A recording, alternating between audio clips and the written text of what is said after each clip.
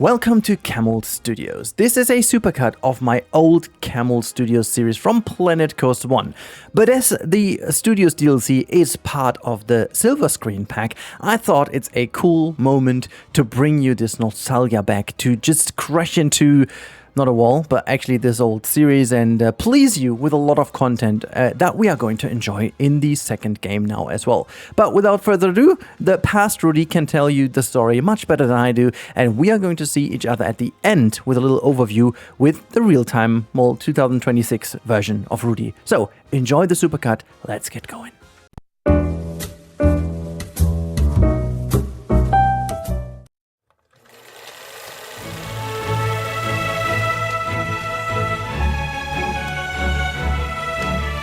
Everyone, and welcome to the Camel Studios episode number 1. Well, it is a no-brainer that this will happen right now. You probably have been killed by a whole bunch of Studios videos at YouTube at the moment in Planet Coaster, but what should I say? It is fairly obvious to do this, and it will go alongside some other stuff, and I thought, okay, I'll give it a try and ask you guys on Twitter what you prefer to do this within Camel Kingdom or to do this as an own standing park. You guys decided to do it as an own standing park, and so here we are in Camel Kingdom Studios, so to say. It is called Camel Studios to keep it simple, but it is essentially the addition to Camel Kingdom, and therefore we will most likely have a lot of behind the scenes of actually what is in the Camel Kingdom, so which is very cool, I guess. So we can use some stuff, so the progress is not as slow as it is in all my other projects, because that would make sense at all. And yeah, sure, I don't have enough series, so I will do another one. I'm just kidding, but you know what, I don't care. I just want to have studios now, and this is why we are now here in the studios. Basically what will happen in this first episode, and for those of you with eagle eyes, they will have already spotted the footage is not entirely from the new update. What you see right now is preparation. I did actually waiting for the update. It was planned that I might the episode out of the new update, but since the update came out fairly late that day, I needed to start over without the update, and the end of the video, where I will be back with the commentary later on, is purely made with the new pieces, especially glass. So yeah, this will be the first step into the Studios Park. And now, before we go into what's going to happen, I'm talking a little bit more about what we have been building in this first episode at the end of the video. But now I want the participation of my voices again. Sorry, I just have very stressful days at the moment and still want to do all this stuff, so please forgive me if my talking is a little bit weird. Anyways, what I want to have now is your participation. I need you guys as help for the studios, so definitely we will have some backstage tours and I have some crazy ideas, but I want your opinion on, and obviously your ideas, what you want to see in Camel Kingdom Studios or in the Camel Studios. And I'm referring to everything I've done, so please tell me what is your favorite stuff I've ever made, to give you a few ideas what I am talking about. Is something like Space Mountain, is something like for example the pirate motion simulator, and all this kind of stuff. I can really imagine making rides basing on the stuff I have made. So I don't want to go to create something entirely new. I will do something entirely new. This is already in my head, but I want to fill most of the studios also with videos of Camel Kingdom and also with stuff of Camel Kingdom, because I think that's a good link and it does make sense, actually, because you don't always have to invent the wheel completely new, so it is obvious that we can use something. But I want your opinion on what you like the most, and maybe go also back to way older projects. For example, the creating a coaster from scratch thing is something I can imagine to somehow use in here. And yeah, all these kind of things, I really want to know what you guys think about that. I would really appreciate if you could just drop me a comment down below, what you think would fit perfectly into the studio's park. But yeah, that should be it from my side now in terms of what I asked from you guys. Obviously, there are no comments I can read through right now because it's the first episode. So make sure that you drop a lot of comments down below because it helps me out, first of all. But as I said, I need your opinion on what we should do, and so I can already answer your questions in the next episode. Yeah, one organizational thing before I leave you alone a little bit with the music till the end of this episode, where I will rejoin you with the commentary, is I'm not quite sure how often I can put out episodes of Camel Studio. So I will try now at the beginning, right after the update, to make them a little bit more frequently. But still, Camel Kingdom will stay the main thing, which is out weekly. And since I'm writing my master thesis at the moment, I can't promise anything. I will try to make an episode every week. I have no clue if that works, but yeah, just to let you guys know, at the beginning I will probably make this, but yeah, in let's say 2 weeks time or even later, I don't know, we will have to see how often I can push that out. Anyways, that should be it about the organization stuff, and now enjoy some of the footage and the music, and we talk to each other at the end of this video. See you then.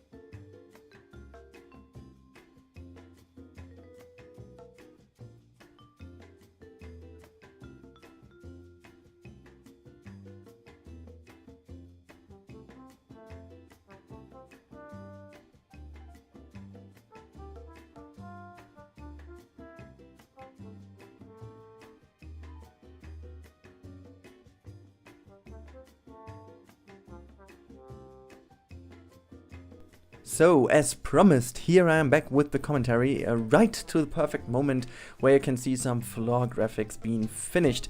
I have made my little Rudi head, my avatar, the outlines at least, as floor graphics, highly inspired obviously by the boardwalk walk with all the stars, and Mr. John T from Geekism had a brilliant idea to put in some names into those little hats, and they will go through the whole park obviously. And yeah, that's, again, as I said at the beginning of the video, guys, it's your part now to rub down some comments. And obviously, for those of you who do give me some ideas that I will take, obviously you will get a space on my boardwalk. So I will put down all the names contributing my voice. Sorry guys, my English is so bad today. Anyways, all of you who give me a good comment, and which I will use it, will definitely find a place on these little hats. And yeah, I can't wait to do this. But yeah, as a last thing, you have seen now in this episode, now we should talk also about what I did, is basically the entrance and a little bit of the layout, what will be going on. We will also have some hotels all the way around. But yeah, obviously I made this kind of modern looking entrance. I didn't want to go for the standard Hollywood kind of entrance, because you will probably see that in each and every other park. So I wanted to create something modern, and obviously because I wanted to use glass. So this is why. And so here we go. We used the new glass. We have some little water pits in front of this building, and it's fairly done mainly out of concrete and glass and some iron pillars, but I guess the modern look fits kind of nicely to it. And also Camel Kingdom has a fairly modern entrance, so I thought that would fit. But anyways, we will have to do a whole lot of work in the second episode on the entrance area, so don't get me wrong, that will be a lot of work. It's not finished yet, but I still like it. So guys, I hope you enjoyed the first episode. As I said, leave all the comments down below that you need and want to tell me, and then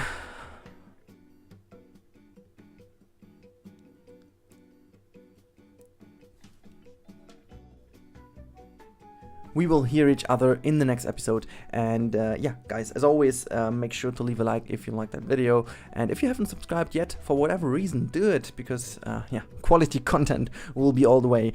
And again, a reminder for those of you who are subscribed, make sure to click that bell, that little bell, so you are noticed whenever a new video is out. Because as you know, it won't be that frequently as it is this week.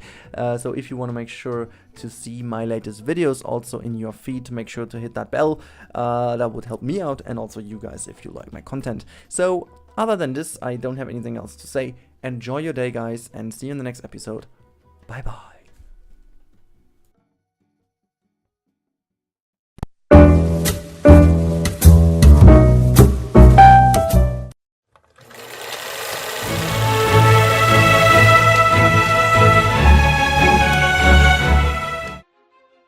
Hello everyone, and welcome back to the movies, and welcome back to Camel Studios. Yeah, today we are in episode number 2. I'm a little bit sorry that I can't bring out the episode as quick as I wanted. This is basically because I am still working on my master thesis, and it will be continuing for quite a while now. So I'm doing the best I can, but I have to focus obviously on the work and on my thesis. But yeah, apart from that, we are back, and I have finished, in this episode at least, I have finished the entrance, which is yeah, kind of important, because the entrance as such is a really important thing about this park, because it will define more or less the style of what follows, even though I will be a little bit more free in the terms of what the style is about this park in general.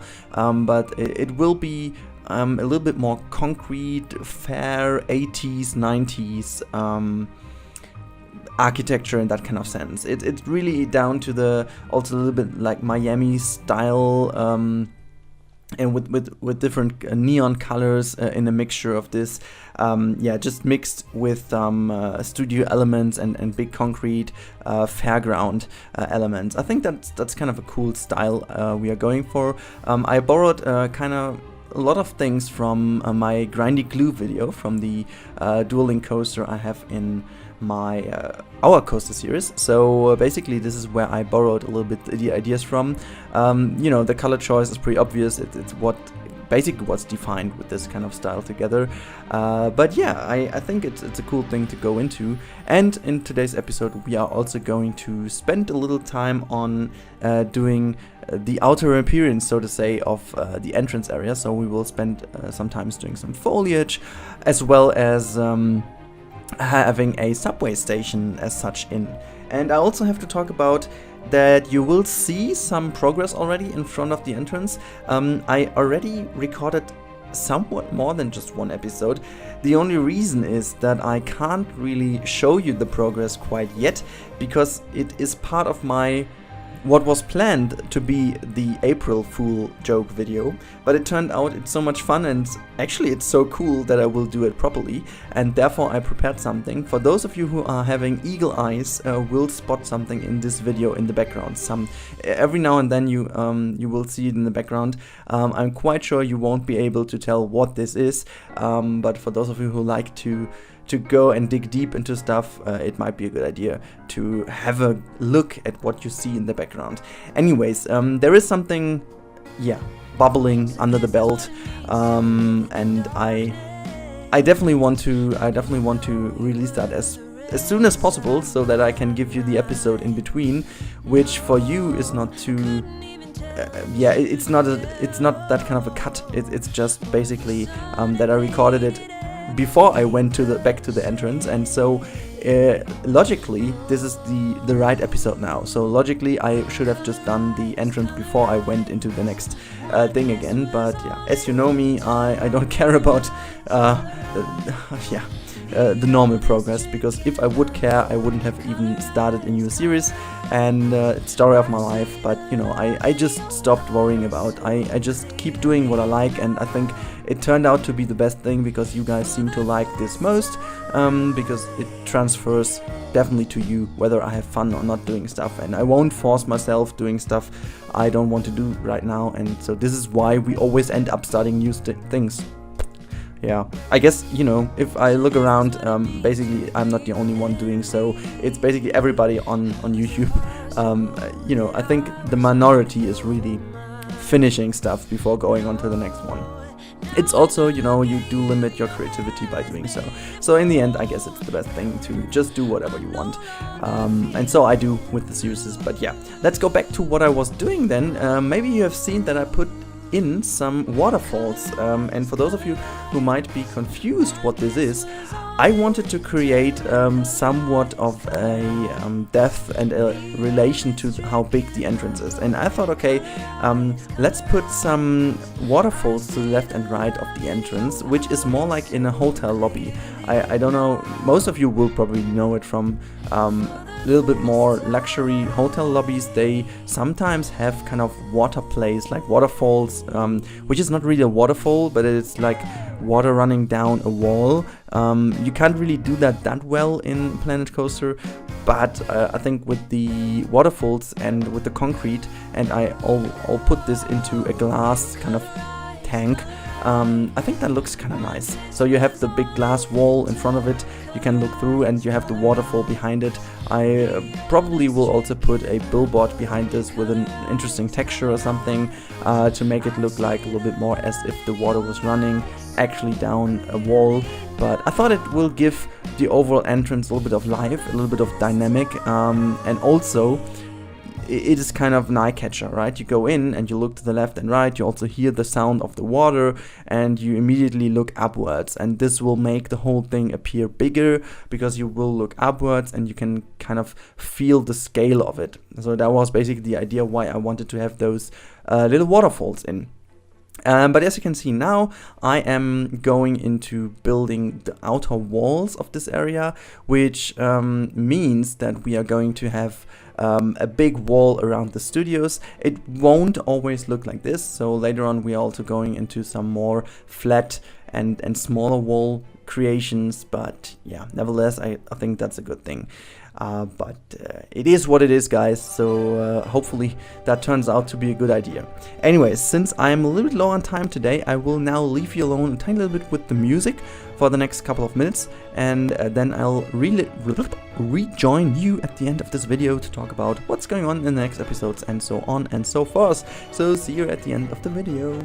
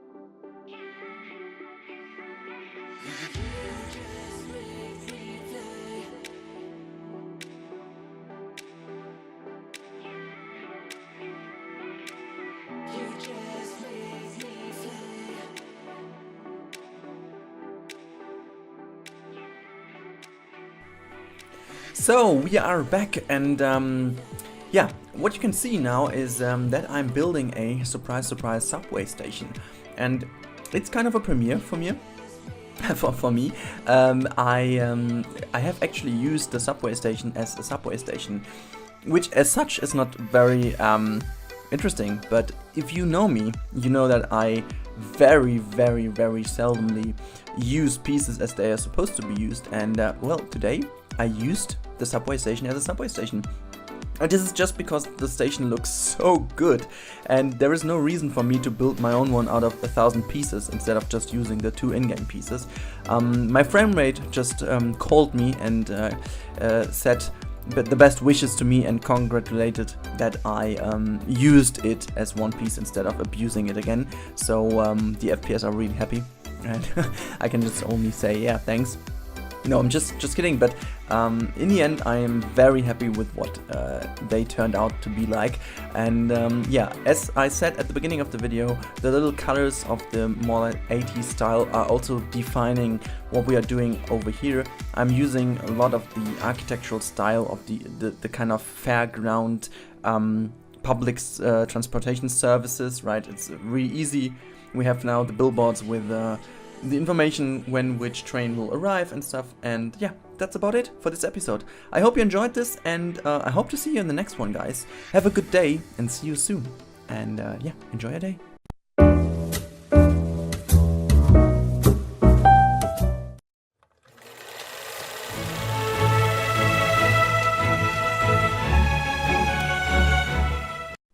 Hello everybody, and welcome back to Camel Studios in episode number 3. Today, I'm not alone. I am joined by SP Ridley. Hey there. Hello, how are you? I'm fine, thanks. And what about you today? Well, I'm making stuff and things, so yeah. Okay, it's good. Guys, first of all, I have to say, this is the second time SP Ridley is with me. Yeah. Actually, he was with me as well in the last episode, but I screwed up. I forgot to record my own voice. And yeah, since there was not that much time left, I needed to record it again on my own the morning before I went to work. Because yeah, I just messed up. I'm so sorry. It was totally my fault. This was the first time ever, and I said, okay, I bring you on next time again, because, guys, I have to say, SP Ridley is the headmaster, so to say, of simple piece statues, so to say, or the simple art shape statues. It's yeah. just brilliant how he's able to do. I mean, you have potentially seen a lot of them already in The Lady in Wonderland, in my winter special this year, which has been spoken by Bo, and all the statues have been made by SPR, by you actually, SPR, yeah, right? That's true. So, and at the moment you are also again working on something statue related, right? I'm making something stupid right now. Fun. It's stupid fun. I don't know if it's going to look... I think it's going to look okay. I don't know if my idea for the video is going to be fun enough. And okay, yeah, I'm also making Superman with a little help of the studio's pack. That's pretty amazing. I'm making new stuff for my DC Parque Warner Recreation. Yeah, I just want to say he is basically not telling the truth, guys. Oh. The stuff he's doing is amazing. I've seen some screenshots already. It's literally looking so good. And the thing is, your old version already looked really good, and the new one is even better. So yeah, he's not promoting himself in the best way possible. So I'll do it. Just jump. Have you already recorded an episode, or will it be out soon? I haven't checked. Yeah, next week I will have a new episode. Okay. I'm hoping. I rebranded my channel last week, and I want to post at least an episode for each week. Maybe there's 2 episodes next week, one with the Parque Warner stuff and the other with the fun stuff if I have time to finish it. I don't know about that. But yeah, if you want to see crazy things done with art shapes, just visit my channel. Yeah, and there we go. Shameless promotion, guys. Shameless promotion. Yeah, that's this true. is perfect. I'm sorry, Rudi. No, that's perfectly fine. We talked about that already. And we should be talking about your video actually. Yeah, we will do, but it's important, guys, because I love to spread the word for everybody else, because basically that's what happened with me with Quali Beach, and you know, it's the way it is. And guys, if you want to see something new and refreshing, because your stuff is kind of refreshing, because it's a little bit different from what is going to be done in everything else at the moment. Yeah, so, not everyone uses. Like, I like a lot to make interiors, something that's really difficult in Blind Coaster. And art shapes are not something that usually people use, and the people that usually use them make super big figures that are really well done. But what I try to every time to do, because I'm an idiot, is making them as small as possible, so you could put them on dark rides and like a little bit guest size, even if it's a little bit impossible, because you always get them a little bit bigger. But yeah. Yeah, that's a perfect segue, because talking about the impossible, you can see me struggling with the pass system. With the pass system. So it's from one to the other. And we have to say, we are making a better job than last time, because last time, 5 minutes in, we just complained about the game, I guess. Hey, that's true, that's true. So this time we are better.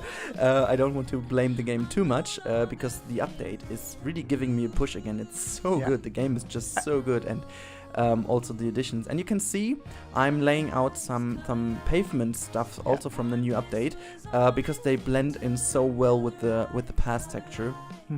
And I have to say, you can also see on the ground what I have already mentioned in the last episode, guys. The new textures have been updated with the latest hotfix, so to say. As you can see, the dark one in the middle is now, I forgot the name. Is it basalt or something? Tarmac, I think. Tarmac, I guess it is, yeah, or tarmac, yeah, right. But what you can also see is in the background on the left-hand side, the one which has been in the color of the kind of beige pavement is now changed again to a brighter gray, which I like, but it, as you can see, it doesn't blend in so well with the pavement again. I don't know, it's a trade-off, but I can live with it, because the other two are just so much better now. Yeah. So I actually like a lot the idea of the pavement. You are working right now on it, but I have a problem. I could have done with a 2-meter version of this, or a 1 meter, because even in yours, as I can see, you have a pretty difficult time to attach them to the super tight corner at the end. Yeah, I will definitely also go and cover this up a little better. Also, what you can see now, I don't know if you've seen that from the footage, but I built these little light boxes where we can put in posters as a kind of addition to the big pavements this is the pinkish thing on the left and right hand side. Is it even called glass box? I have no idea. You know, those are the things you usually see in front of cinemas, where you have the cinema posters on, and I also made them as path additions, so to blend in certain areas of the path, because I want to go with this park with a very wide path in general, like very, very wide and not narrow at all. And do you mean the how do you say, the thingy with the Woody and Buzz? Yeah, picture? That's it. I actually wanted to say I love that, because and I really like the how you use the neon sign to make it like colorful. That's very very realistic. That's something that you see in those types of poster thingies from or adverts. I just thought, okay, I need something as a color splash, so to say, because in the last episode I just told already the guys out there that I am going to go with a more like 80s theme, 80s Miami Vice. I don't know, not too much like it. You know, it's something in the middle of Bauhaus style and like kind of art style from the 80s. I'm always comparing it with a little bit of like the World Trade Fair in kind of the 80s, which has a lot of concrete but also a lot of neon colors in it. But it's something not like Tomorrowland. Yeah, basically into this direction, but a little bit less googie, which I learned from Jonty. Googie, I also learned that from him. Yeah, but it's not too much into this direction. It's more like into the Bauhaus direction. Then again, something I have to say something that I love about your project. For example, you are doing a studios thing right now, like a lot of people are doing now, and they're pretty amazing. But you are completely going a different direction with it, and that's something amazing. Yeah, It wasn't planned, so it was not like that. I was like, okay, everybody will do a Studios Park, so let's do something else. It's something, and you know me for quite a while now. I'm always trying to go into a different direction, just to see if it works. Because it might sound a little bit dumb now, but for once I know that I would be capable of doing a proper Studios Park, like Warner Brothers or something.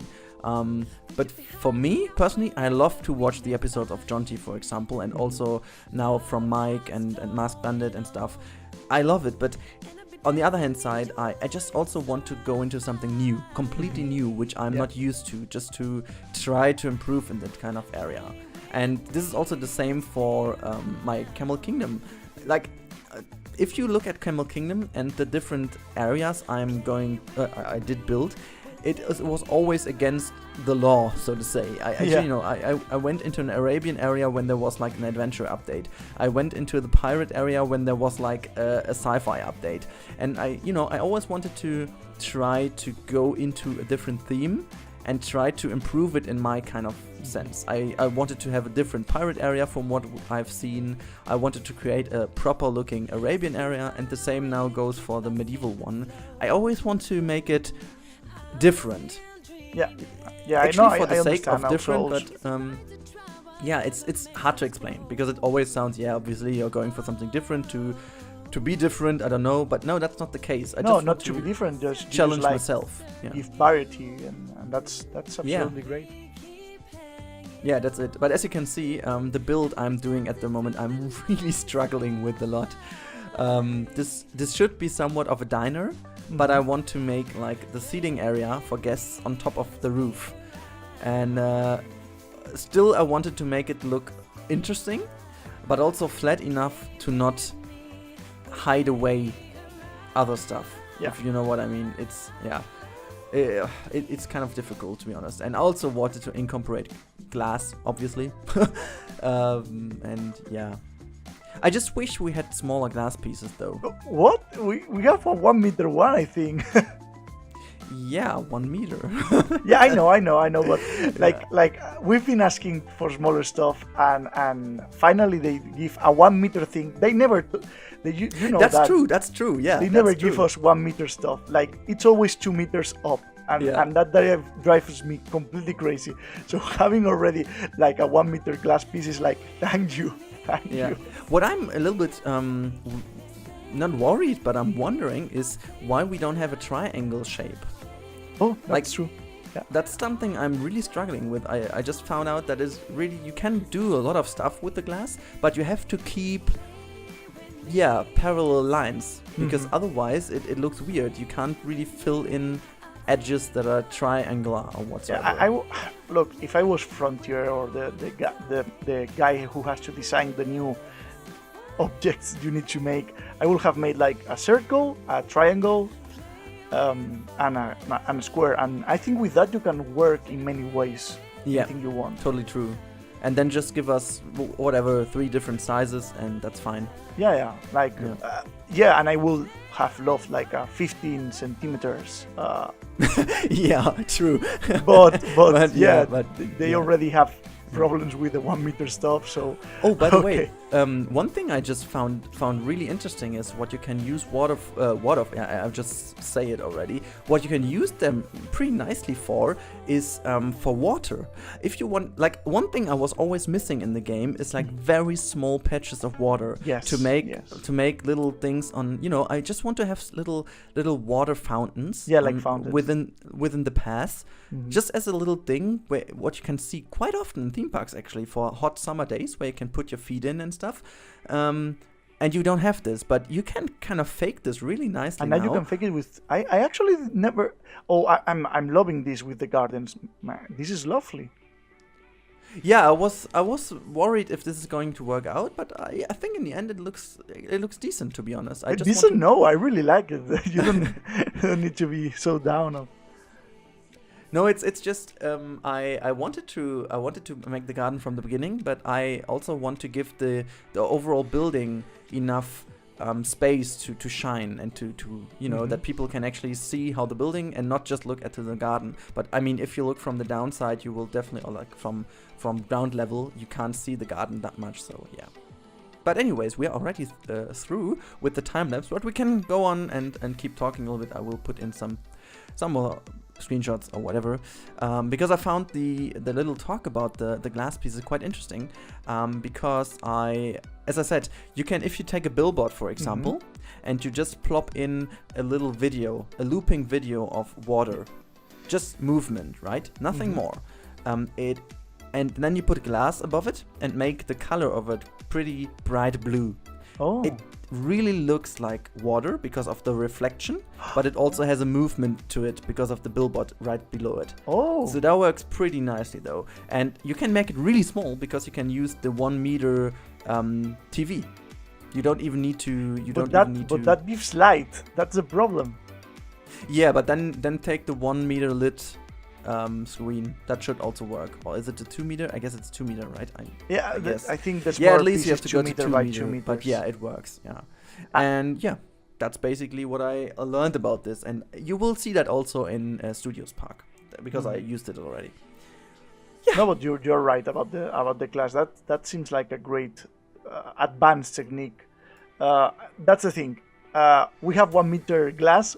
Please, Frontier, give us like a 50 centimeters and 1 meter billboard without a frame and without light or anything like that. Yeah.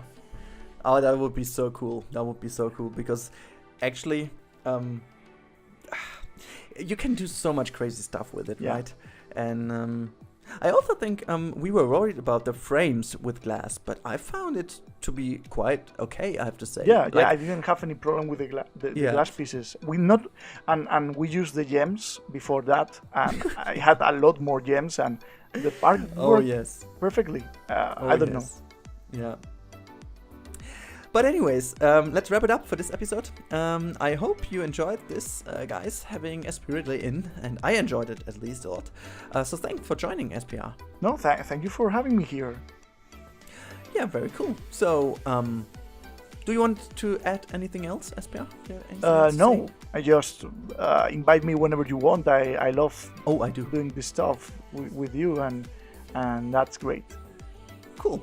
So yeah, thanks, and guys, as always, have a good day, and I hope to see you in the next, or just speak to you in the next episode. As always, give this video a like if you liked it, and let me know in the comments below what you think of the update and everything we talked about. Like, give us an opinion on which kind of sizes you need for your pieces, and let's speak up to Frontier so that they give us even smaller pieces somewhere in the future.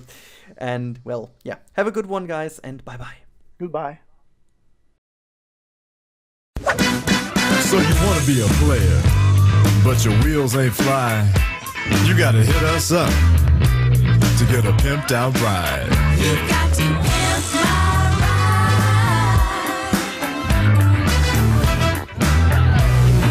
ride. Damn right. You got to pimp my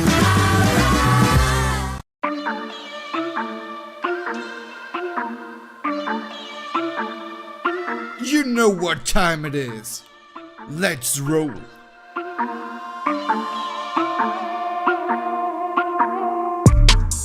Hi, my name is Gianni De Toro. I'm from North Vekoma, and this is my ride.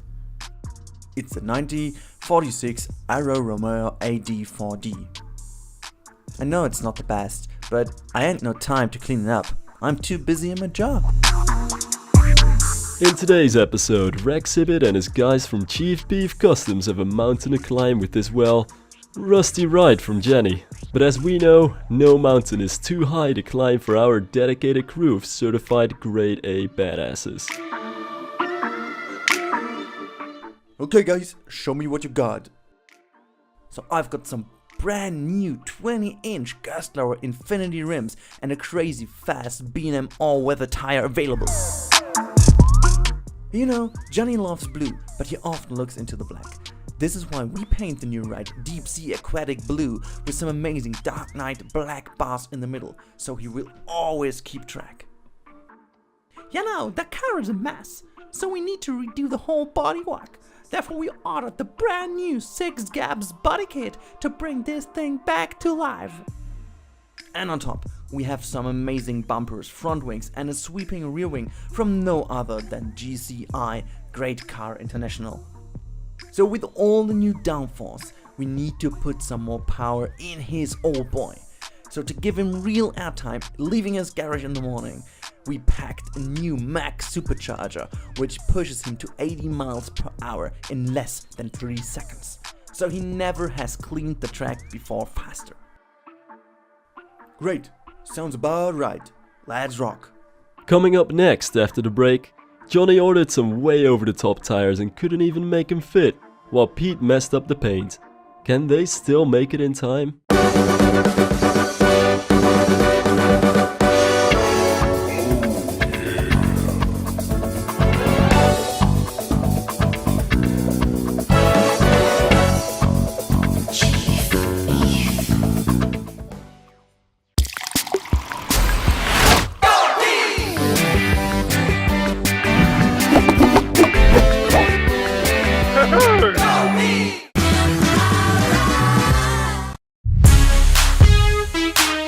We are back with Pimp My Ride in North Tacoma, today with the old messed up 1946 Aero Romeo.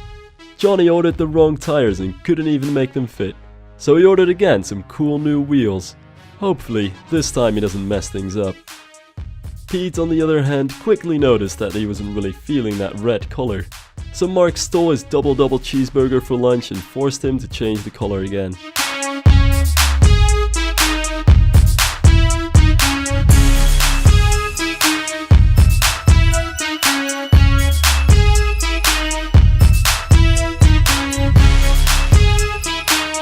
Monica and Liz, in the meantime, painted all the new bodywork parts and made them ready to be finally fitted to the car. Hell yeah!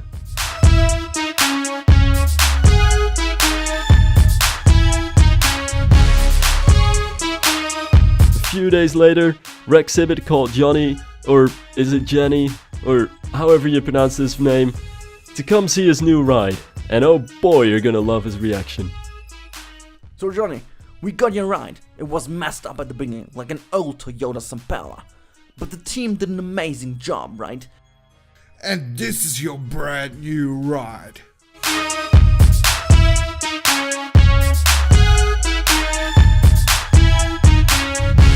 Well, I can't say how amazed I am. I probably won't see because of my mustache, but I mean I'm wiping out.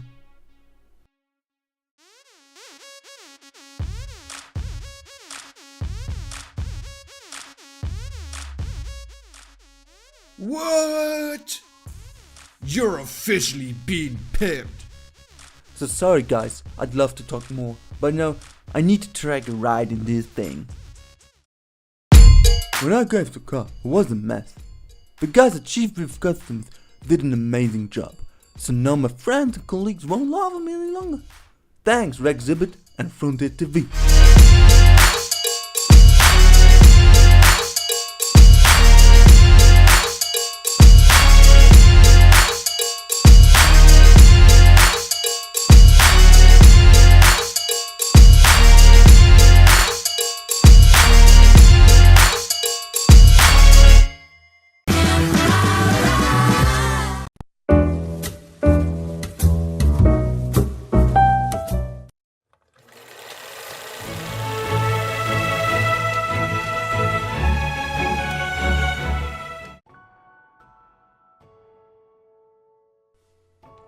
Hello everybody and welcome back to Camel Studios. It's already episode number 4, but wait, what's going on? The footage is basically episode number 2 or whatsoever. But yeah, obviously I couldn't have shown that because on Monday there was this kind of hilarious little Pimp My Ride video on my channel, and this is basically now the making of the Chief Beef Customs garage, tuning garage I should say, and the whole thing I used in this video. So basically this is now the backstory to what has been published on Monday. And before I go on with talking you through this video, make sure to watch the Pimp My Ride video, because otherwise you don't know what I'm talking about. And from the reception of people commenting down below, I feel like you guys liked the video, and it was really hard for me to cut this video because I was laughing the whole time so hard. But yeah, make sure to watch it. The link is down below in the description. It's also on my channel. It's pretty obvious because the thumbnail is yeah, it's a little bit obvious. Let's call it a bit in your face. But anyways, that's all about Pimp My Ride. Anyways, in general, it's in your face. But nevertheless, it's very funny, I guess. At the end of the day, I am more than happy with the outcome. It was planned actually as an April Fool's joke, but starting to do this, I really found that this is a extremely funny thing to do and a extremely cool thing to do, so it was a little bit too much for an April Fool's video. I also wanted to keep the idea and yeah, just realize it to the certain extent that it really is worth it, and it pays respect to the idea, because it's very obvious for me. Pimp My Ride, I had this idea in mind for like literally months, because I wanted to always make a Pimp My Ride video about actually a ride in Planet Coaster, like a coaster or a track ride or flat ride or whatsoever, and call this Pimp My Ride, but that would be too obvious, right? And then it turned out that once the Studios update was released and I saw there is the color changing option and we have the recolorable smoke, yeah, things just popped up in my head.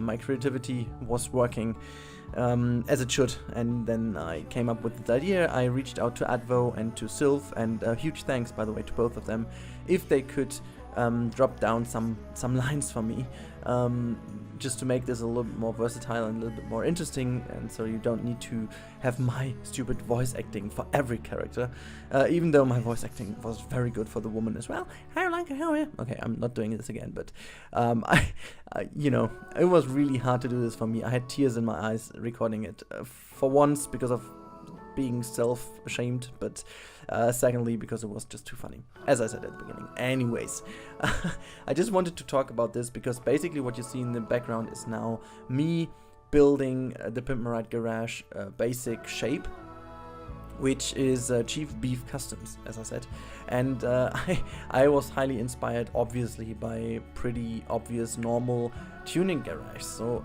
in the end of the day, there is not that blueprint of a tuning garage, but they always have the same kind of stuff, right? So they always have the painting room, they always have like this hydraulic thingy which lifts up the car so people can walk underneath and check if everything is right, if the exhaust is working, if anything is broken. I don't know if the oil delivery pump is leaking or whatsoever. So, you know, this kind of stuff. Then you have big, very high scaffoldings where all the tuning parts are stored in, and you will have, obviously, which is the thing I'm most proud of, you will see at the end, is like a little office room where you basically sit down together and discuss what you're going to tune, and where the little reception is where people can come in and talk to, you know, the tuning guys and talk about the ideas, and everything else just happens in this big open garage. So that was basically the main idea about the building, and then I wanted to make it from the outside look actually like a garage, but also a tiny little bit like a studio, because it was always planned to be part of the studios, and this is also why I chose to go with Chief Beef Customs, because I am not quite sure how long the Pimp My Ride video will be online. I'm quite certain that there will be a copyright strike at some point. I tested it. I uploaded a Pimp My Ride intro. Like, the intro was cut already a few weeks ahead, so I tested if I could use the actual music, at least for the intro, and everything else is just like done on my own. You know, I even redid the whole intro. It's literally just the music, but that alone should be enough to get at least a copyright strike somewhere in the future, but honestly I don't care. So if it is the case, the video will be deleted. I don't know, they will say, oh, you should put it down or whatsoever. It's fine, but I guess it's very obvious that this is a parody and nobody will, you know, make too bad things with it. So in the end, I just risked it because I think it's worth it. I tried around a little bit with a different intro, I have to say, but it just didn't work out. So I just said to myself, come on, just let's try it. My channel is not that big so that it would be, you know, an immense problem. If that video would have gone viral, I would have put that down for sure, but with the amount of views it has at the moment, there is nothing I should do about this because it's totally fine. But anyways, now let's talk a little bit more about what is going on in the background. So we have the little car, which I'm going to tune a tiny little bit. So I'm working with some body parts. I could have gone even more crazy, but I wanted to maintain it kind of normal. I also thought of going way too crazy, but then it turned out to be just, yeah, stupid looking for once, but also, you know, it didn't fit into the episode. So what I did in the end is I just built this little car out of the pieces that I thought would suit. It was a little bit problematic because there weren't too many pieces that did fit the style well enough. So I used some vents and stuff, and also you can see also the sequencer, the new one, which has some more tiny little things. And yeah, I don't know, I think it turned out pretty nice, though it's not too crazy tuned. I would have wished there is one car with the trunk open, because I would have wished to put some sound machines and stuff in and then make some hilarious jokes about what they put in the cars, because honestly that was just, watching back some episodes of Pimp My Ride, I couldn't believe what they even packed in. I mean, from 2018's standpoint, it was so funny. Like they really, and look what we did. We put in a 27-inch DVD player whatsoever in your car, and it was like, yeah, cool, a DVD player which is like 7 meters thick, but hey, 27 inches, the screen size is 12 inches because the border or the bezel is like 27 inches alone. So like it was really funny. I mean, obviously back then it was like state of the art, but it's so hilarious to watch. And so I also was about to put like a whole stereo speaker in, but like literally the big speaker from Planet Coaster. So, you know, I could have made that a little ridiculous sound machine.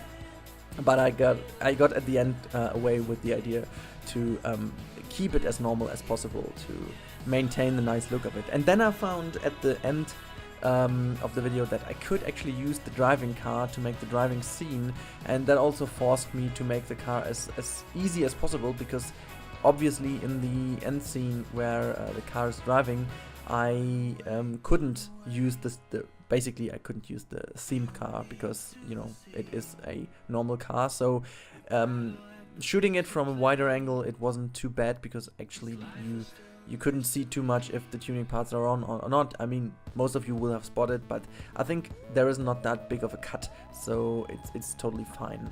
I'm not too, you know, I'm not too dissatisfied with the outcome, so I guess it was the right move. Yeah, talking about the pathing over here, you can see this is still the old version where we had the brighter asphalt color.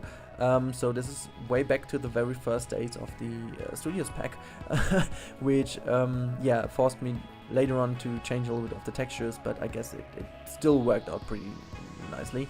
And you can see I used again the little technique. I think I'm going with it now, like always, because we have so many pieces in the game, and at least to get a simple idea of what I wanted to build, I kind of got into the flow of just popping down some pieces I think that could work well together. In the end, I'm going to search again in the menu again, obviously, but for, you know, using those pieces, it totally makes sense for me at least to throw them down to the bottom, just to have them there, and, you know, just to copy them around a few times if I want to. Also using all these animatronics obviously to try to resemble some of the working guys in the garage, which wasn't too easy, but it was good at least to get an idea of what I wanted to do and whatnot. But yeah, I guess it's what it is. I had to work with what I have, and in the end I am also quite happy with what it turned out to be. But yeah, speaking of the studio pack and speaking of pieces, oh god, that's the worst exact way ever. But there's still a DLC giveaway running at the very moment. So if this video is live. It will be until midnight. You still have the chance to take part in this little kind of giveaway race. If you want so, go over to my Fortress Camelot video, check the description, because there is everything what you need to know, but I also should warn you, if you want to take part today, that will be a hard one, because it definitely would have been easier once you listen to it on Saturday, but for those of you who hear the first time now, about the giveaway, which I have running still at the moment. This is, down to the fact that I wanted to make this giveaway to be a little bit more, not private, but actually for those who really listen to the commentary. I think it's, I also want to, if I make a giveaway, put this in the title of a video and put this in the description and in the first comment and everywhere else. You will have a lot of people that just come to you because of the giveaway and because there is stuff to get. And this is totally fine for certain moments and for certain activities, and always after a giveaway and to grow your channel, it's all fine. But I also want to reward the people that are actually listening and that are actually interacting. So I made this one a little bit more tricky than before, but not saying that's impossible to get the one. So if you are if you're free today, if you have a little bit of time left today, you can still have a fair amount of, or a fair chance to win, I should say, the DLC code. So that's everything I wanted to say. I just wanted to repeat also why I did it the way I did it, and just to explain it a tiny little bit. But yeah, now coming to the most unique and iconic part of this garage. This is the wall with the hanging rims onto it, and I guess this is also one of the most iconic things in general to a tuning garage. You always have this kind of wall with the graffiti on it, and you have some wheels and rims hanging around. Obviously we don't have any rims solely without the wheel, without the tire or the rubber around it, so I ended up with using the whole wheel. But yeah, I guess it is what it is. But yeah, basically what you will see now till the end of the video is the finishing parts of it. It was a whole lot of work to put this all together, since this is really tricky. But I used a whole lot of different pieces I haven't used ever before. So it's always cool to just start over again and go into a totally different theme, which it is. It's part of the studios, but a tuning garage is something I never did in Planet Coaster. I actually never did in any builder game or whatsoever. So yeah, I think it turned out pretty decent, I have to say. I'm really happy with it. And we're gonna have a track ride experience going through this one later on, so I will use this, which is also the reason for choosing Chief Beef Customs as brand, and I'm not going with West Coast Customs or whatsoever. Obviously copyright strike, but I still want to make this one shareable via the workshop and stuff, so that you guys don't run into any problems using a Pimp My Ride or a West Coast Custom thing. I don't know how pissed they will be or whatsoever, but I don't even know how active they are still. I just checked the internet. It seems there is not much going on with them any longer. I don't even know if they even really existed or if they also were just bought in by MTV. I have no clue at all. I mean, obviously this is all scripted and stuff wasn't really real back then, but yeah, I don't think so. But when it comes to copyright, people are, they are always there. Don't worry, rats are everywhere. So now I'm just kidding, but I guess we have to keep in mind that it will potentially happen. But anyways, yeah, you can also see I found a good usage again for the kind of spherical or 360 screen thingy, because if you turn it around, it has a pretty decent bottom texture, which is a little looking at asphalt or concrete. So if you turn it around, it gives you a really decent look to it, and yeah, I kind of used it. But now we are coming to what I said at the beginning is the part I am most proud of, and this is the little office area. So I used the rotors of the helicopters to make these kind of little ventilator things. Is it even called like this? I don't have any idea if this is the English word for it. Basically those things which are rotating at the just near the ceiling of your of your room to make it the airflow a little bit more nice. That's basically what it is.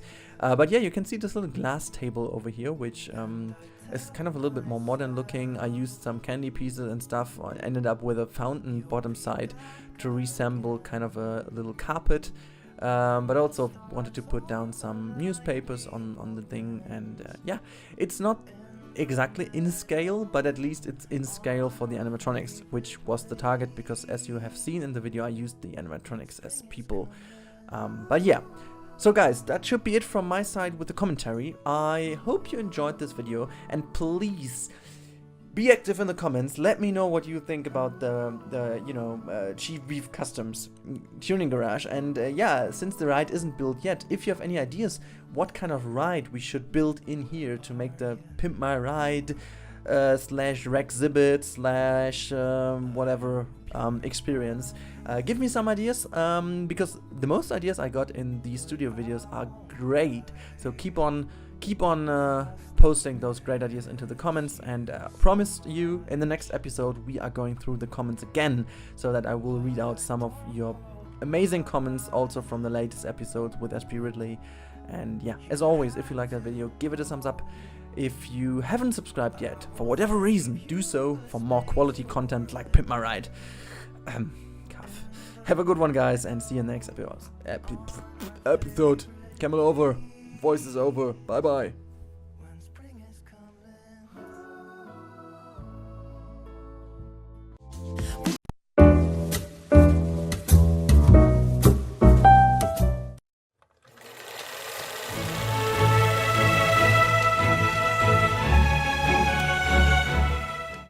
Hello everybody, and welcome back to Camel Studios. Yeah, we are already in episode number 5, if I'm not wrong, and we've been making good progress, basically because in the last episode, obviously, we did build the big garage of Pimp My Ride, so to say, and I showed you how the backstory to all of this was done, and I think you guys kind of appreciated that episode. So I promised you in the last episode that we will go through the comments, and we will do so in a few seconds. I only want to go through a little bit of what's been happening in this episode. So for those of you who've been with me last week in the Monday stream, it's actually 1 week ago, and not this Monday. You can hear from my voice, it's basically because pollen allergy just hit me very, very hard. So I'm slowly recovering from being completely out of focus of everything for a few days. It just really completely knocked me out. But yeah, we've been building a dueling coaster in that stream, and to be completely honest with you, I left all the footage in. It's also not as quickly or as much sped up as usually, basically because I want you to talk a little bit through the layout, and I want to mention that I was struggling quite a bit with the thing in the game.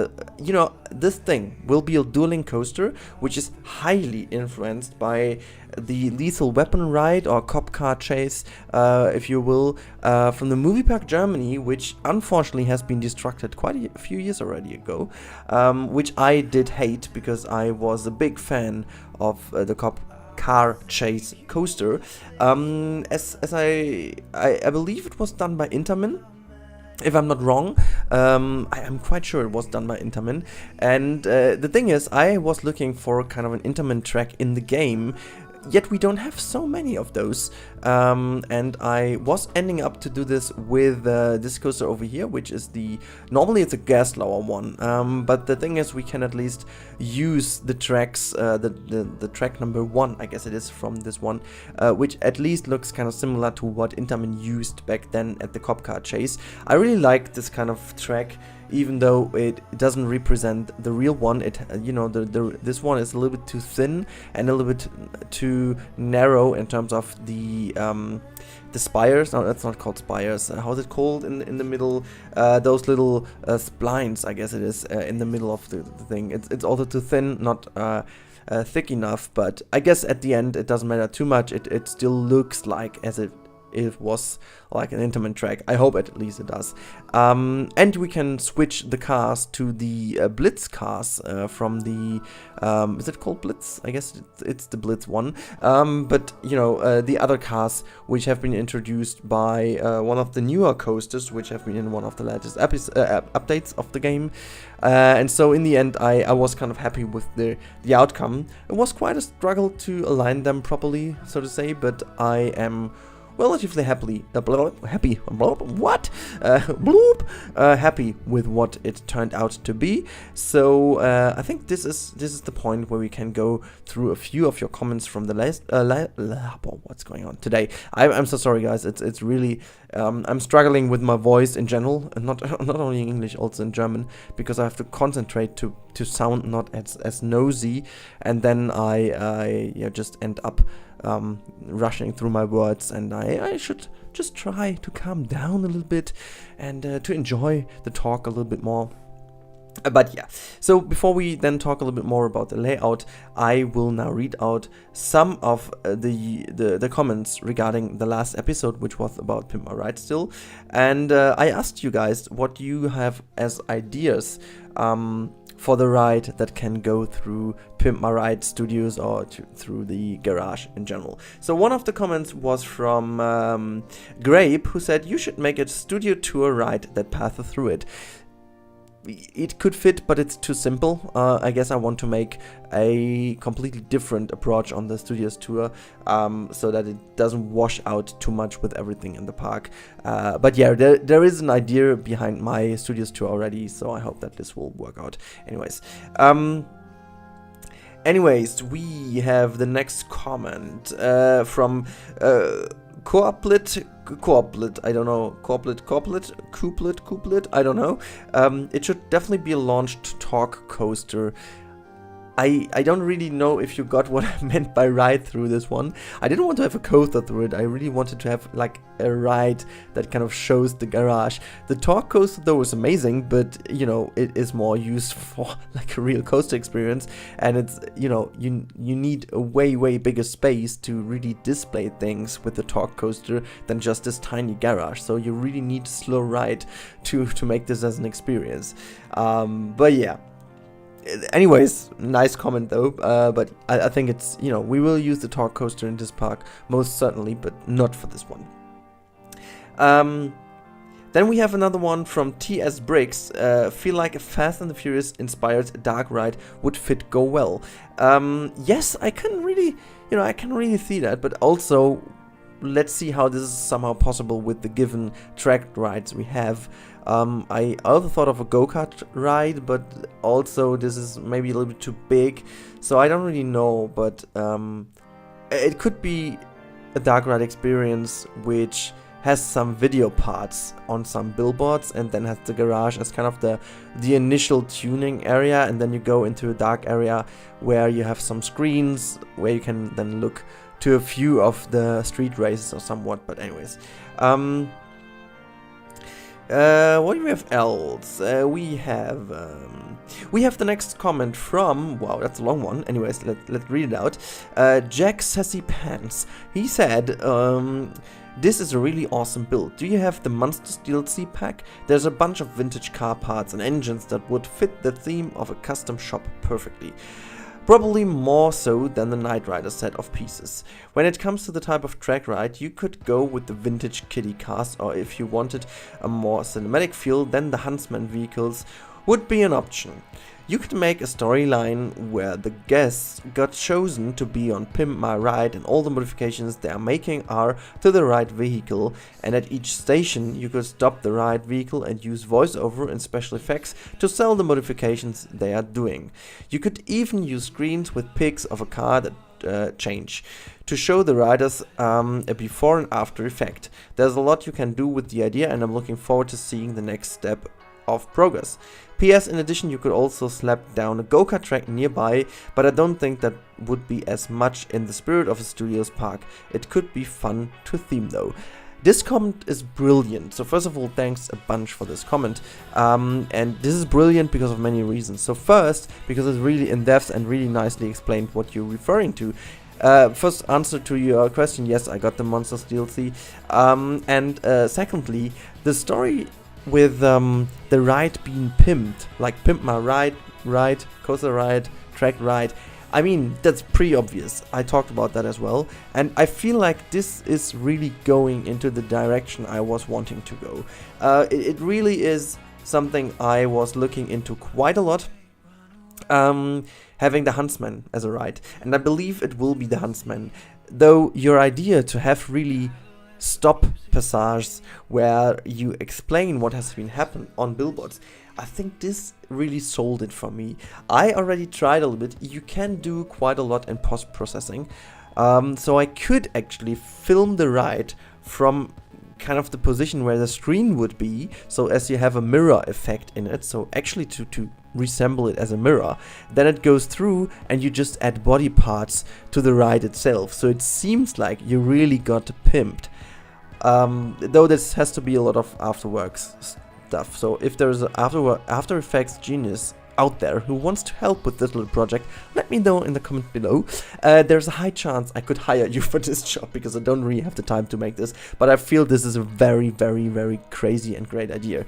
But anyhow, I just wanted to read out this comment because I felt it is just so amazing. How far are we in this video, by the way? I just need to... Alright, we are quite far into already, so the first layout is nearly done, so I should be hurrying up a tiny little bit with the reading out of comments, because I want to talk a little bit more about the layout. But yeah, let's go. I'm now going back to episode number 3, because I promised you also to go back to some of the older videos, because I haven't been reading out those comments from there. But anyways, then we go with a comment from K-pop for life, I believe it is. Hi, first of all I wanted to say that what you did in this video is amazing. Then I wanted to say that you've forgotten the thing which prevents people from passing through stuff, I don't know how you call that, on the rooftop garden. If it was on purpose, my bad. No, it wasn't. Thanks for the advice, it's already fixed. And you were talking about the barriers or the... it is more like the curb you would use there. But yeah, I forgot, so I really have to put them down, and I did, so this is really nice. Then we have a comment from Denistar HD. SP Ridley is such a nice guy, and Rudi absolutely loved this building. First of all, thanks, and secondly, yes, he is. And I can only say, watch out what's happening on Yonti's channel from Geekism, because I saw some secret stuff that is that SP Ridley is doing for him. Holy mother of God, this guy is a genius. You know, that's just way too good. Another comment from Nuclear Luxer is, do some funny camel toe Easter egg. No, I don't. No, let's continue to the next comment. Then we go, oh, wait, we have another one. It's from Mineralwasser, mineral water, who says, can you greet Microjoe from me? Yes, I can. Microjoe, hi. So, that's the next thing. What we have else? Let me see, that's the last one I'm going to read out before I'm going into the actual explanation of what's going on with the layout. Anyways, if you're going to make a train in a Wild West themed area or something, I think that's where you should put a water tower, as steam trains need a lot of water. Just want to say this with this and every series you are doing. They just inspire me. This was a comment from Jumbo the Muppet. Thanks a bunch, mate. And I really want to do something Western related in this park. And this is a good one, actually. I have a certain idea about this. Not quite sure if it works out the way I want to. Because the train ride does not feature too tight corners. That really prevents me from realizing my idea. But anyhow, a good comment though. And yes. Yeah, I think that's about it, reading of the comments. Now we have some 2 minutes left where I can explain a little bit about the layout and the story of this ride. So let me get this straight. This ride is highly themed after a police academy kind of style, Lethal Weapon. It's somewhere in between. It's not really police academy, but it's neither completely Lethal Weapon related. It's somewhere in between, as I said. Not as funny, but not as serious as the other one. So we have have this little studio on the left hand side. If you're coming from the entrance, this is where the mid-course brake run is. This will be themed after a studio which resembles the actual police station, and then we will also have a police academy, which is the one where the actual station is located in. I also posted this in the Bro Nation Discord, and I got some nice feedbacks over there that potentially I will have to have a car parking, which is mainly for the police cars, which I will do, because otherwise it's kind of hard to get in with the vibe of a police station. And yeah. But now back to the layout. So what I wanted to create is a very and highly interactive layout between those, or interactive layout in terms of how those two train tracks behave, or yeah, coaster tracks. And in the end, I managed to really align them perfectly. Like, really, the interaction is nuts. I will put a video at the end of this video from above position, so you can really see how they are synced. I have to use an old one because the newer one is already with the theming around, and I don't want to spoil the theming for next episode, which will be on the weekend. But yeah, I think the overall layout is decent. I really would say it's not perfect. It's not my best layout, so I improved quite a lot, so I can judge already if it's good or not. So I think this is a pretty solid layout. It's not perfect, but I'm not going for 100% realism over here. I'm going for fun and having a nice coaster experience. And yeah, I guess the elements are nice. Those elements are most likely the elements you would see on this kind of, or this type of coaster. Even though I'm not quite sure about the little corkscrew, which is looking more like a 0G roll, but I just want to have a little element that is interacting with the path. Yeah, just a little bit smoothing here and there. But yeah, the overall idea was to go away from the police station, just turn 180 degrees around with those two helixes, go over the path again with this inline twist, which we have then over the first track, then go in a little bit in and out section until we hit the mid-course brake run, and then go back with a little corkscrew again, like an inversion element, followed by a zigzag track where the coaster just cuts itself a few times to have a little bit more interaction until we go back to the station. So yeah, that was the whole idea about the ride, and I feel like I should put now on this very point in the video, I will put a screenshot of the actual layout, because I guess I have a screenshot. If not, I'm gonna take one and delete the building before, I don't know. But yeah, so this is the overall layout, and now you can really feel what I just told. So we have like the right-handed curve, which then goes back up into those two helixes, where the coasters kind of line up again, and then again we go into the inline twist, which is, I think, pretty nice, because those two cars are rotating into each other, it seems, and then rotate away from each other again, going into the right-hander, which then has another cross, going into the in and out, not in and out, up and down section until we are in the mid-course brake run. From there we go with another overlapping track element into the 0G, there was a corkscrew element, whatever, and then back again with the zigzag track until we hit the station again, which then is also lined up already perfectly. So that will be the part where the coaster is going over the parking lot. So that's where the parking lot will be located. Anyhow, that's basically all about this episode. As always, guys, if you liked this episode, give it a thumbs up. More important than this, make sure to comment down below if you can. If you have to say something about the layout, please be honest and put down what you think about the layout. And as always, if you haven't subscribed, do it. And don't forget to turn on that bell, otherwise you won't be notified about new videos. So, see you in the next one. Have a good day and bye-bye.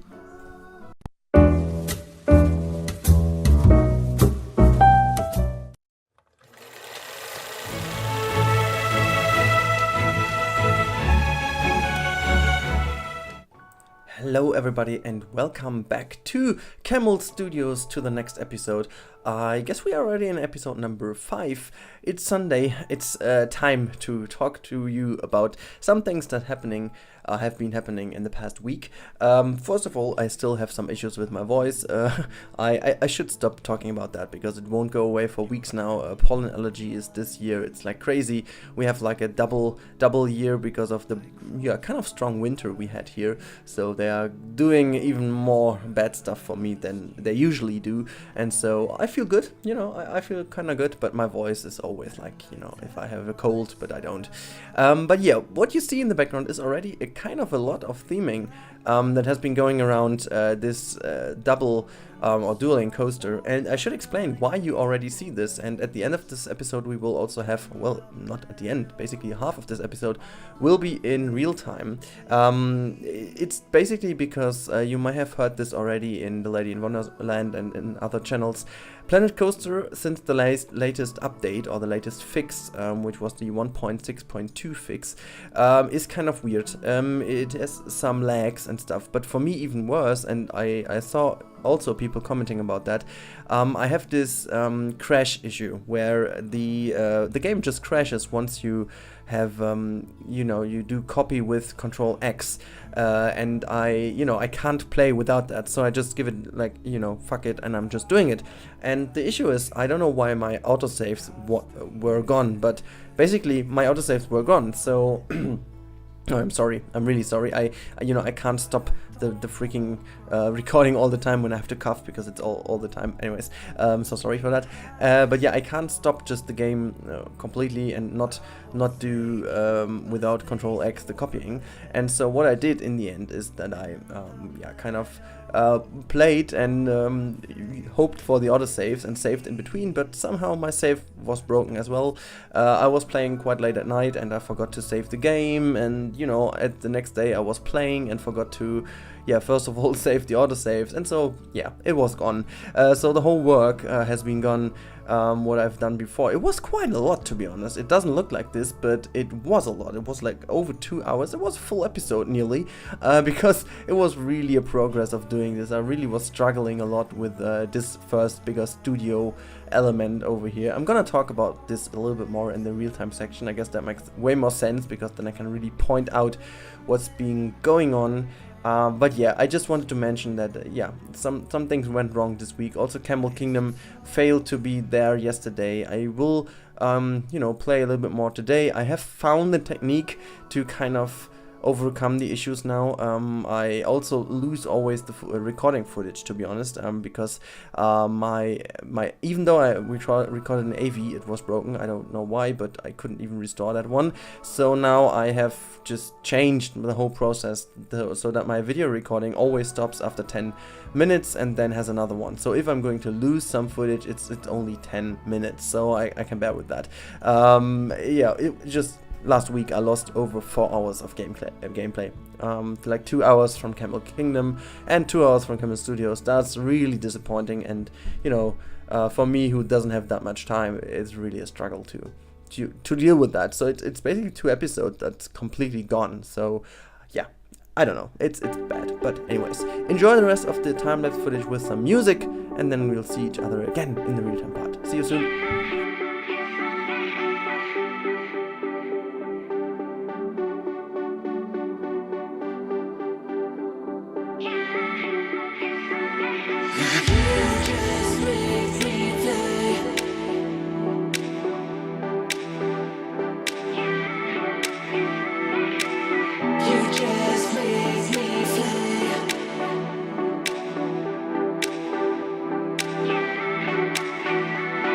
You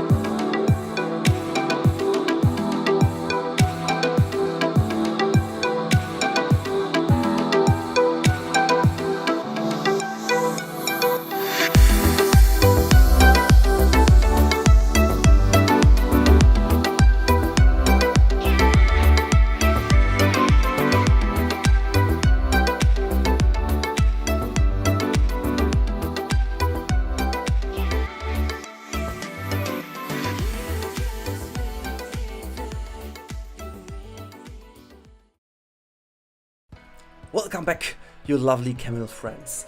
Yes, we are as promised in the real-time part. I can even activate the game. I don't know, today it seems to be a lot more fluid. I have no idea. I reinstalled Planet Coaster. Maybe that fixed some of the issues. Not all, basically, because yesterday evening I had another crash, so that's not gone. But yeah, so we are back. As I said, in the real-time part. You have seen now the time-lapse of this area. We still have to fix some of the damn Z-fighting on top. I just don't know what this is. Hello, game? See? That's what I meant. That's totally, you know, that's the issue, basically. It's totally weird. I have no idea what that is. I can't even do this because it's... Okay, I should definitely do this another way around. But yeah, you see, I have to fix some of the issues on the rooftop. It's somehow... Oh, you know what? We can just do it differently. Just do it like that. There we go. Come on. Yes. I guess... Yes, come on, just a tiny bit. There we go.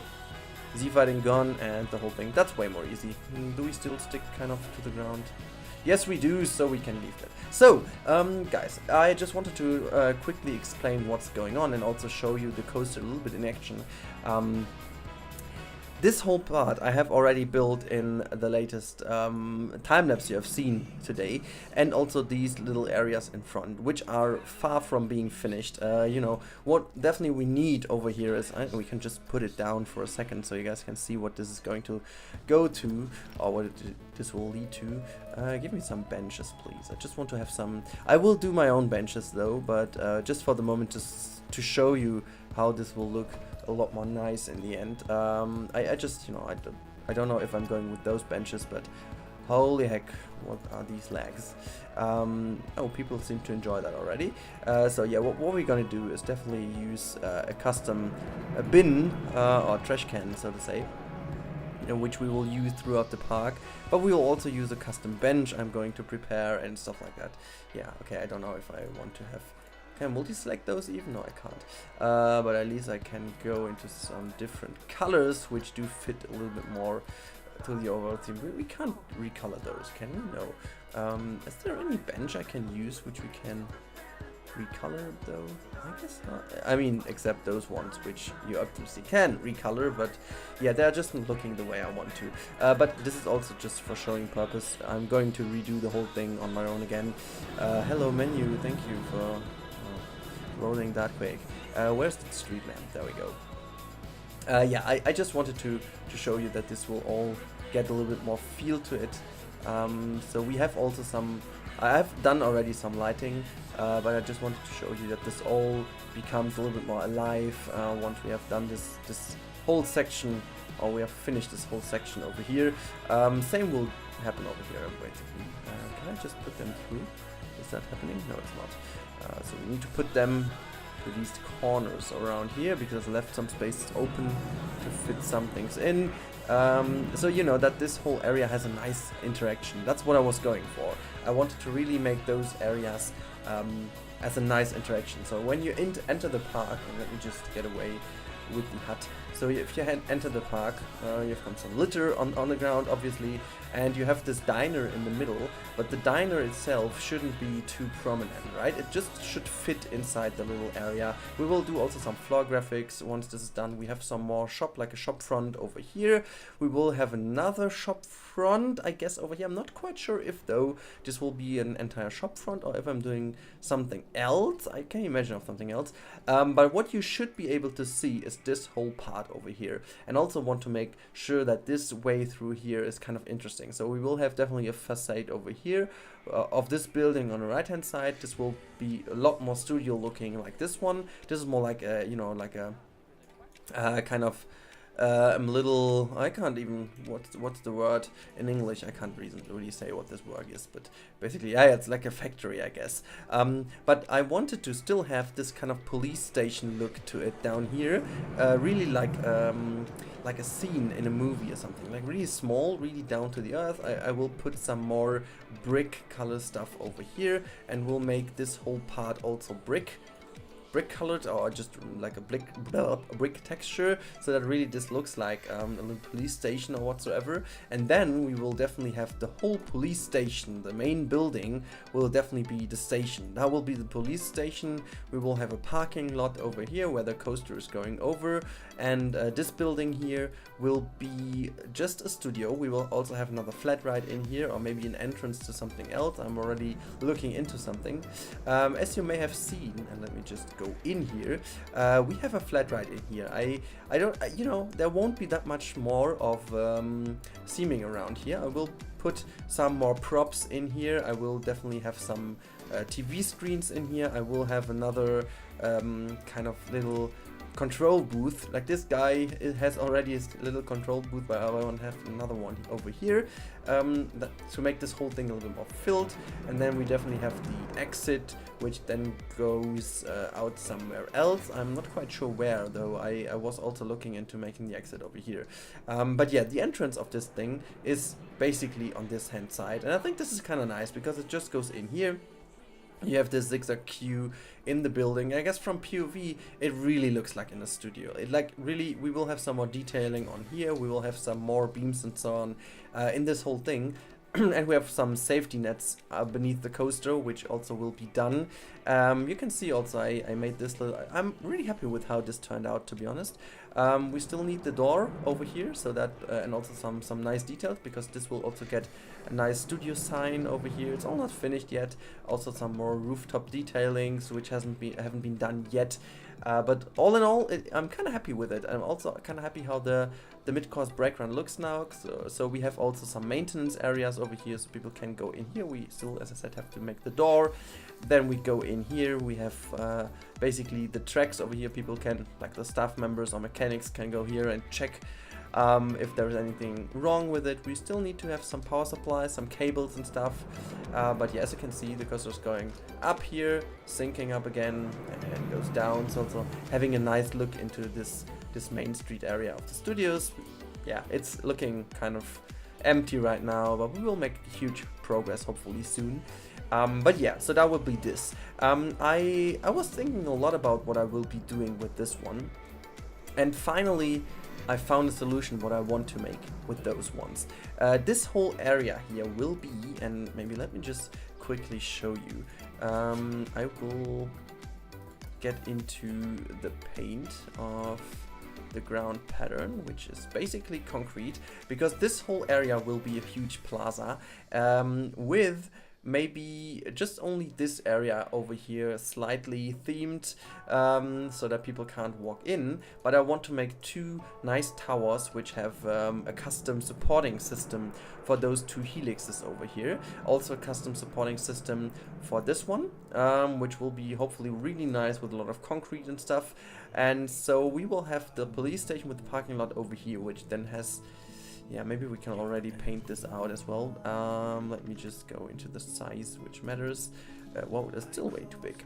Way too big. So if we paint this whole thing already dark, so that we can say this will be the whole parking lot over here, like that.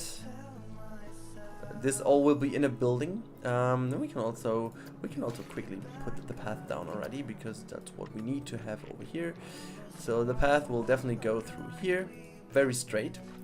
Then we will have this kind of asphalt texture going into this area, because this area will basically be, as I said, a big plaza. And hopefully I can...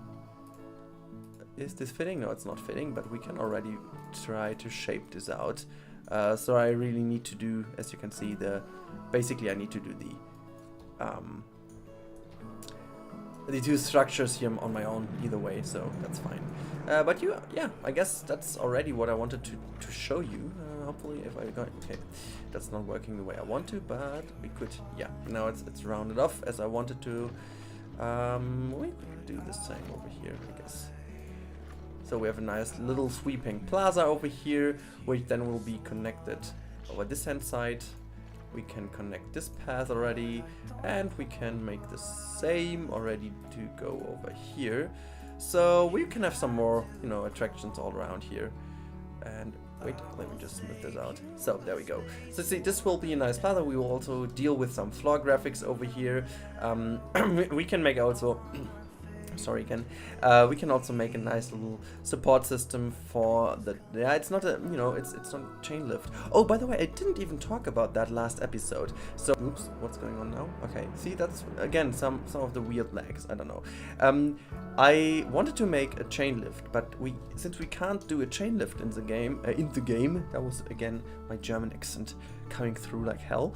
Yeah, in the game we can't really make chain lift with this coaster, so not in general, but with this type of coaster, and I wanted to have this kind of coaster type. So I needed to do this little upwards launched area then, but I didn't want to have the launch too heavy, so I made these brakes on top here. So it in terms of speed it works pretty well, I guess. But I'm still very unsatisfied with the fact that we can't really have a chain lift. Like it would perfectly work with a chain lift, but since we don't have one, I needed to do that way. Yeah, anyways, complaining on a really high level, but that's it. And then another point I wanted to mention, and there we go. Yeah, so people were complaining that this might be a little bit too tight, and I kind of agree. Like it works perfectly, as you can see, but if some of those lovely dummy persons would have arms to hang those arms out, they will definitely collide and would give some nice broken arms. And we don't want to have that, so I will definitely get in with a tiny little bit more space in between. It will be potentially this one which we have to move over, but yeah, I guess that's about it. What I can tell you about these little this little area over here, it will be, well, it's not that little area, it's kind of a big area, but yeah. From this plaza over here, which we can still enlarge over here, potentially, I don't know. We maybe want to have another restaurant over here, or maybe want to have a water area as well, like a little, not lake, but water element. I don't know. Yeah, I don't know if that fits, but we can see if we can make that fit, because I could imagine that this sideline would also be very beautiful, having some water in front of here, having this nice little support texture, and there goes the autosave over here, so that we have the brick structure in the background where the coaster comes out. Have also a nice supporting system here, not that heavy with those weird beams over here, even though that lines up perfectly over here. Anyways, yeah, that's basically how the progress in Camel Studios is. It's not too far, I know that. I would love to have more time to put in here, but I don't. But yeah, so that's life. I won't complain about the fact this is totally fine that I can do this anyways. So yeah, I hope you enjoyed this little episode. I'm really sorry that I couldn't provide you with more time lapse, but I explained it now quite a lot. So hopefully you guys do understand. As always, if you enjoyed that video, give it a thumbs up. And if you have any questions, any suggestions, anything else, put it down below in the comments. It really helps me out, as I explained a few times already. Do it, comment down below, because I love it, and I will come back to you. And next episode we will also read out some more comments. And yeah, at the end, if you haven't subscribed yet, do so, because it's good. I can promise you, it's good. Anyways, enjoy the end screen now, and have a good day, guys. Bye-bye.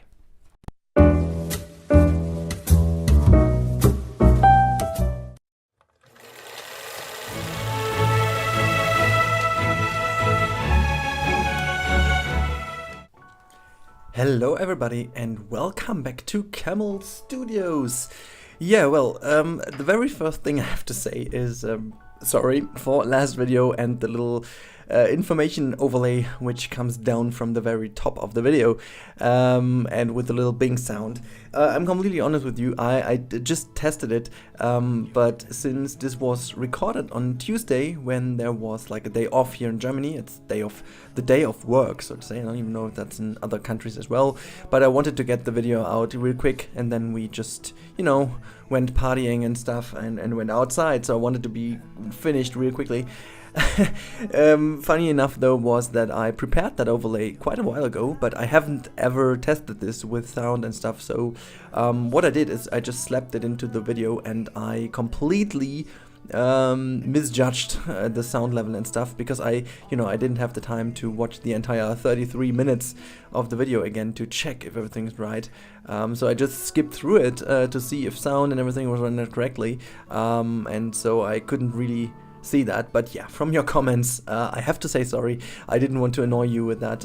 You know that I'm barely ever want to annoy you with anything like that. I just wanted to make this overlay, since those two things are really important to me, and especially that thing with the bell and stuff, and it's really annoying to always say this, and so I wanted to have at least an overlay to not be as picky with it all the time, to annoy you with that in the commentary. But yeah, so I now do this without any sound and just 2 times the video, and at the beginning and at the end, and hope that this will be fine with you, or fine for you, I don't know. Well, yeah, I think we have to talk about what's going on in today's episode, because the Camel Studios was delayed a little bit, but yeah, as I said at the very beginning, I can't maintain the twice a week rhythm of these episodes, so we are now, after the hype of the Studios pack, we are now back at a normal rhythm of hopefully 1 time a week. At the moment I think I can stick to it. And I have prepared already a little bit of stuff, so at least that for this week I'm fine. Don't know how this will be in the next ones, but yeah. This whole episode will be about dealing with that damn queue and the basic building around the station in general. So it's a little bit complicated, because I wanted to do something really different today, or in this very build. Like, you know, this should be like the most advanced ride in the whole park, in terms of a proper queue, in terms of the station building, in terms of everything. Like it's a dueling coaster, which has multiple purposes and has multiple aspects of realism that I usually don't focus on too much. Such as a priority lane, such as a change track and stuff like that. So I wanted to bring that all into position. As you can see, I'm dealing quite a lot with the queue over here. So the idea about the queue is that the queue should be kind of have the similar length to both of the queues. So for the left and for the right coaster, and it still should feel like one queue. Obviously, it can't really do it like it's supposed to be, because one of those 2 queues necessarily needs to go over the track to be on the other hand side, and as you can see from the exit goes through a tunnel, so I really had to focus on that. But as you can see, I'm already placing 1 priority lane over here for the left track, and I'm placing the other one for the right track right over here, which is kind of a shorter one, because I had to a little bit struggle with the positioning, but in general I just wanted to have the priority lane in general, because you do see that kind of often in theme parks, way more often than you expect, and I just wanted to remind everybody of the queue, the priority lane in general in Planet Coaster. I feel like that this is somehow, I don't know why, but it seems to be one of the most forgotten items in Planet Coaster. I do remember when this thing came out, or just they announced it in one of the alphas, I was like completely blown away, because that was one thing I would never ever expect in the game, and then it was just there without even being questioned, and that was really a cool moment, where it was like really there looking into each and every detail. So I wanted to bring that back, and I focused on that a while ago, also in other parks, but yeah, I just thought, okay, it's time to bring it really back in terms of really giving it a purpose, instead of just being there. And yeah, I guess it's a good idea to have it, and now let's see what we can do with it. And yeah, furthermore, we are going now into the build of the station, and this is really a hard one, a tough one, I have to say, because this should be the police station.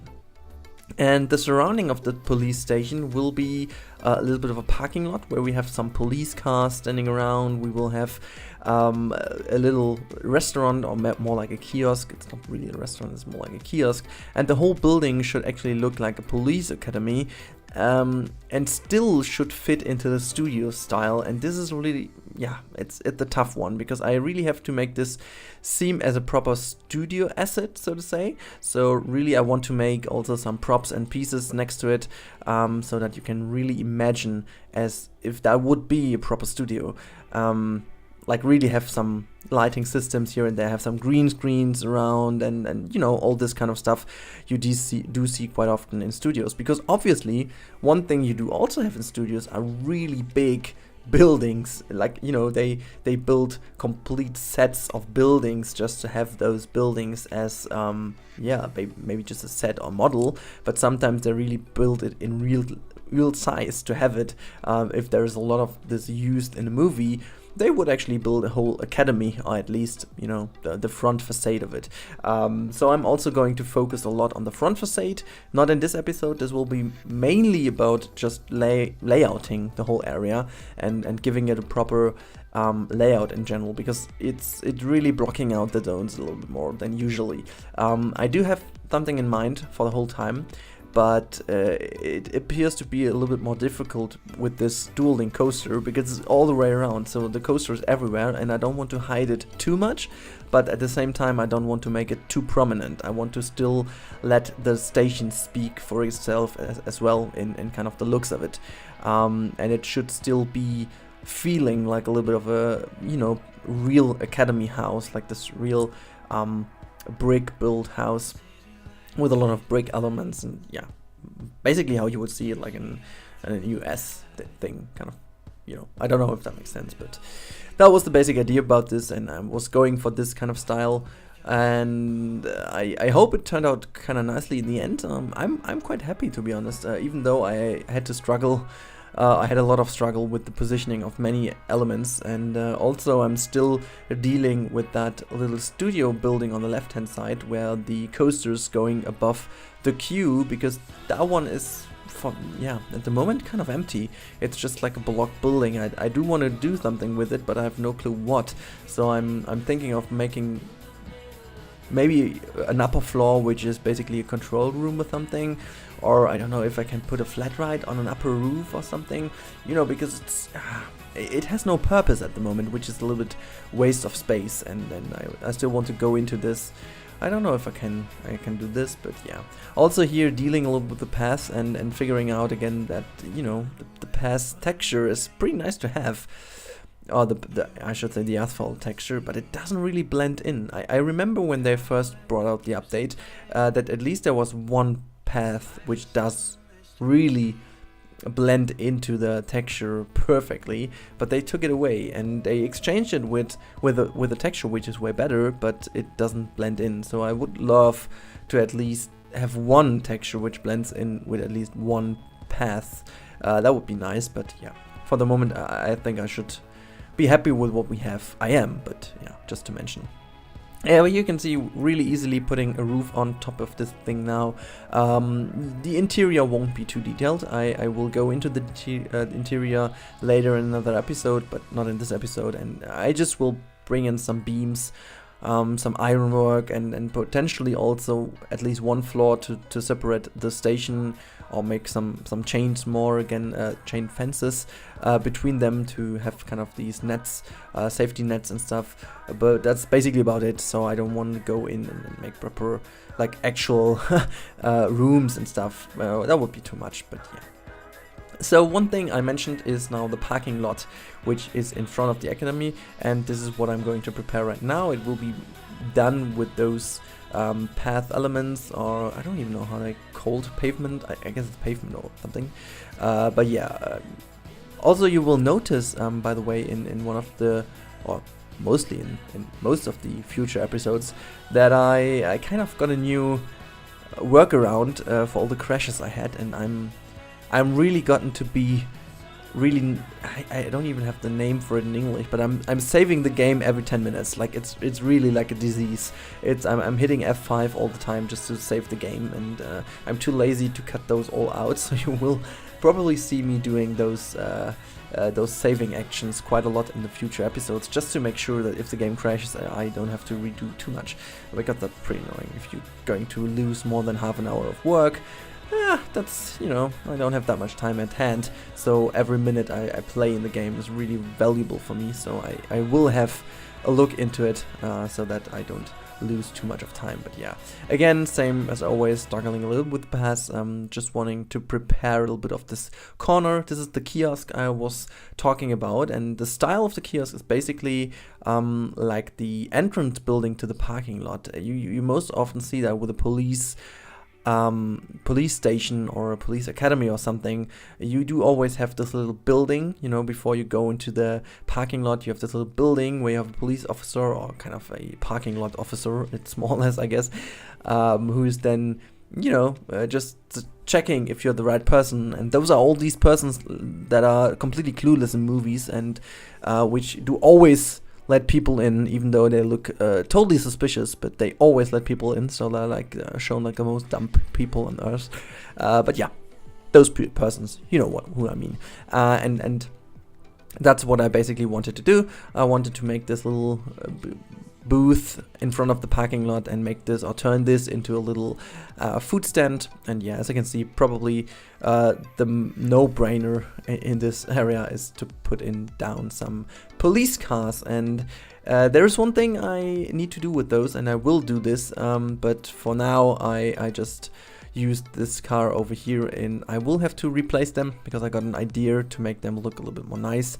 But yeah, it looks a little bit deplaced at the moment because it's not looking like a proper parking lot yet. We do have still to make the floor graphics where it fits in and stuff like that. I'm also considering putting big screens below, because I feel like using all the pavement pieces is, yeah, there are not too many, but you can do this with less billboards, and maybe I'm going to do that. But anyways, yeah, as you can see here, I'm just doing this little I don't even have the name for it. It's like the little thing you have before you enter the parking lot. How is this even called in English? I completely forgot the name, because usually I know it, but I completely forgot it. Yeah, and I just wanted to make this look a little bit more like actually having machinery over there, and putting some buttons over here on the hand side, so that you can really go there and then make this manually, also by hand and stuff. Yeah, just to have this little extra over here. And also one thing I wanted to do, I don't know if that fits in, is make kind of a staff path going into the backstage area of this coaster then. But yeah, for now this is what it is, and I hope that this at least fits. But yeah, that's about it again. In general about the layouting. As you can see, I'm changing the coaster a tiny little bit to make it all fit and a little bit nicer into it, and not make those cars crash into the walls, and just a little bit of general smoothing and overall putting together and making sure that, as you can see over here, that the coaster really fits in and does not crash against the wall, because as I said, I wanted to make it at least as realistic as possible. I guess that at least I got it to work, but yeah. Never mind, that's about it for this episode, guys. I hope you liked it, and I hope you are curious for next episode, because that will be the episode where we will at least finish the overall police academy. I can already tell it looks kind of nice. I'm pretty happy with the outcome. So hopefully you guys are excited for it. So see you then, and have a good day. Bye bye, guys.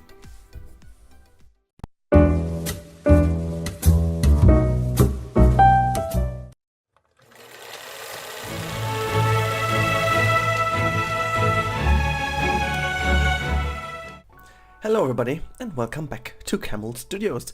Today with a very, how should I say this, strange episode in terms of my commentary, because, let me just tell the story from the beginning. This video in the background, hopefully it's going to be online today, which would be Sunday. Perhaps it's also Monday if I encounter even more problems. The thing is, I do record in AV at the moment, which basically means that I have to reconvert them into MP4s, because I have no clue why, but my Adobe Premiere Pro can't handle AV files.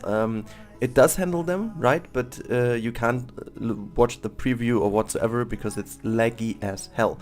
Like, honestly, I'm watching this video and I can't even tell you where we are because it jumps a frame every, let's say, 30 seconds. So at the moment I do see the beginning of the fence work, which I'm going to talk a little bit about later. So please forgive me if in this video I'm not really on the footage because I can't really follow it.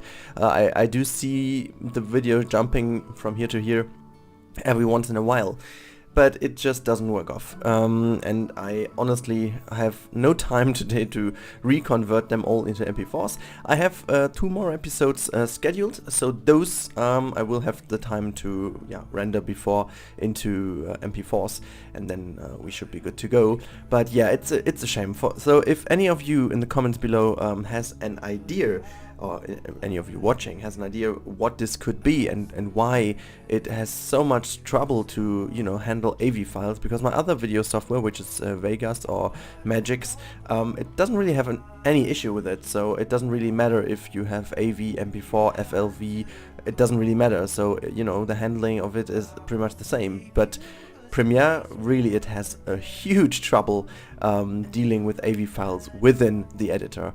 So if I do speed them up, you can't really watch the footage. You can't even watch the footage if it's not sped up, so it's totally weird. But anyways, one thing I also wanted to talk about is my commentary in general. I just rewatched some of my old videos, the later days, and I wanted to see how I did in the past and what I did wrong or what was good or whatsoever, just to, you know, make a check what happened the last year. And one thing I really noticed, and this is really funny in a way, is you know, the way I speak English. It's at the beginning there were a lot of comments like my English is so bad and stuff, and well, you know, at the beginning it was like, yeah, I don't really care because I try my best and I do it in English because of a good reason. And I just matured in the way that I said, okay, you know, it's my decision whether I do it in English or not, and it's also my thing how I speak English, because it's not my original language. It's my second language, if you will, but even not like family-wise or something. I just learned it in school as everybody else does. So there is not that I've been 2 years abroad or whatsoever. But the funny thing is, when I watch through all the videos, and I don't want to talk too much about, you know, my English or something, because I feel it's rather good enough to make this stuff here on YouTube, so I'm totally fine with it, so let's not talk too much about this. But what I found very interesting is the usage of words. It's been funny enough to see that every once in a few months I changed my most favorite word, it seemed. So sometimes it was, you know, then it was something over here, or I don't know, it was you know, some phrases. And it's pretty funny if you look at it from a psychological view. Obviously, I do listen to a lot of different YouTubers as well. I listen to a lot of English podcasts and stuff, and I do watch a lot of English series, just to improve my overall pronunciation by just listening to it, which does work out kind of well, I guess. And also to just get the flow of it and you know, enlarge my vocabulary and stuff. But the funny thing though is, back then my vocabulary was like limited. Like, it's still very limited, but it was even more limited back then. And so you always fall back into phrases that really helped you out to maintain the flow. So it basically, I always said, you know, and something over here, and I don't know, it was like a filling word or something to fill in the gaps I had in my mind. And I really wanted to make up this little moment to sort all my thoughts to get into the next topic then. I really think that by the time I got even more comfortable in talking English through the commentaries, and also get a little bit more used to do commentaries in general, I definitely have the feeling that it helped that I don't really need to think too much about my language anymore, and I can really think about what I want to say content-wise, which makes the overall language, I guess, a lot better, because you really don't need to think too much about how you will then explain that in this different language, because then you have two streams of thoughts coming together, and it's just very obvious that they will have to clash someday, and then you have something to, you know, And there again, we have it. You know, you have to just somehow hide this little mistake you will probably make. And I still will do tons of mistakes in my commentaries. But I guess the level, I just reached a level where I can at least say that I can really explain whatever I want, if it's not deep physics or something, which I couldn't even do in German, so that's not the issue at all. But yeah, I just found this interesting to talk about that, because I felt like, you know, all the comments from back then are vanished, like nobody else. Every month or something there's a comment about my English pronunciation or whatsoever, but I really think that's really a good value, and yeah, it's not pretty much normal, but yeah, I wanted to just talk about that. Oh, sorry, that's why I'm losing my voice a little bit at the moment. You know what, I'm just drinking a little bit, and I'm not cutting it out. Nah, there you go. I'm just, you know, fuck the police.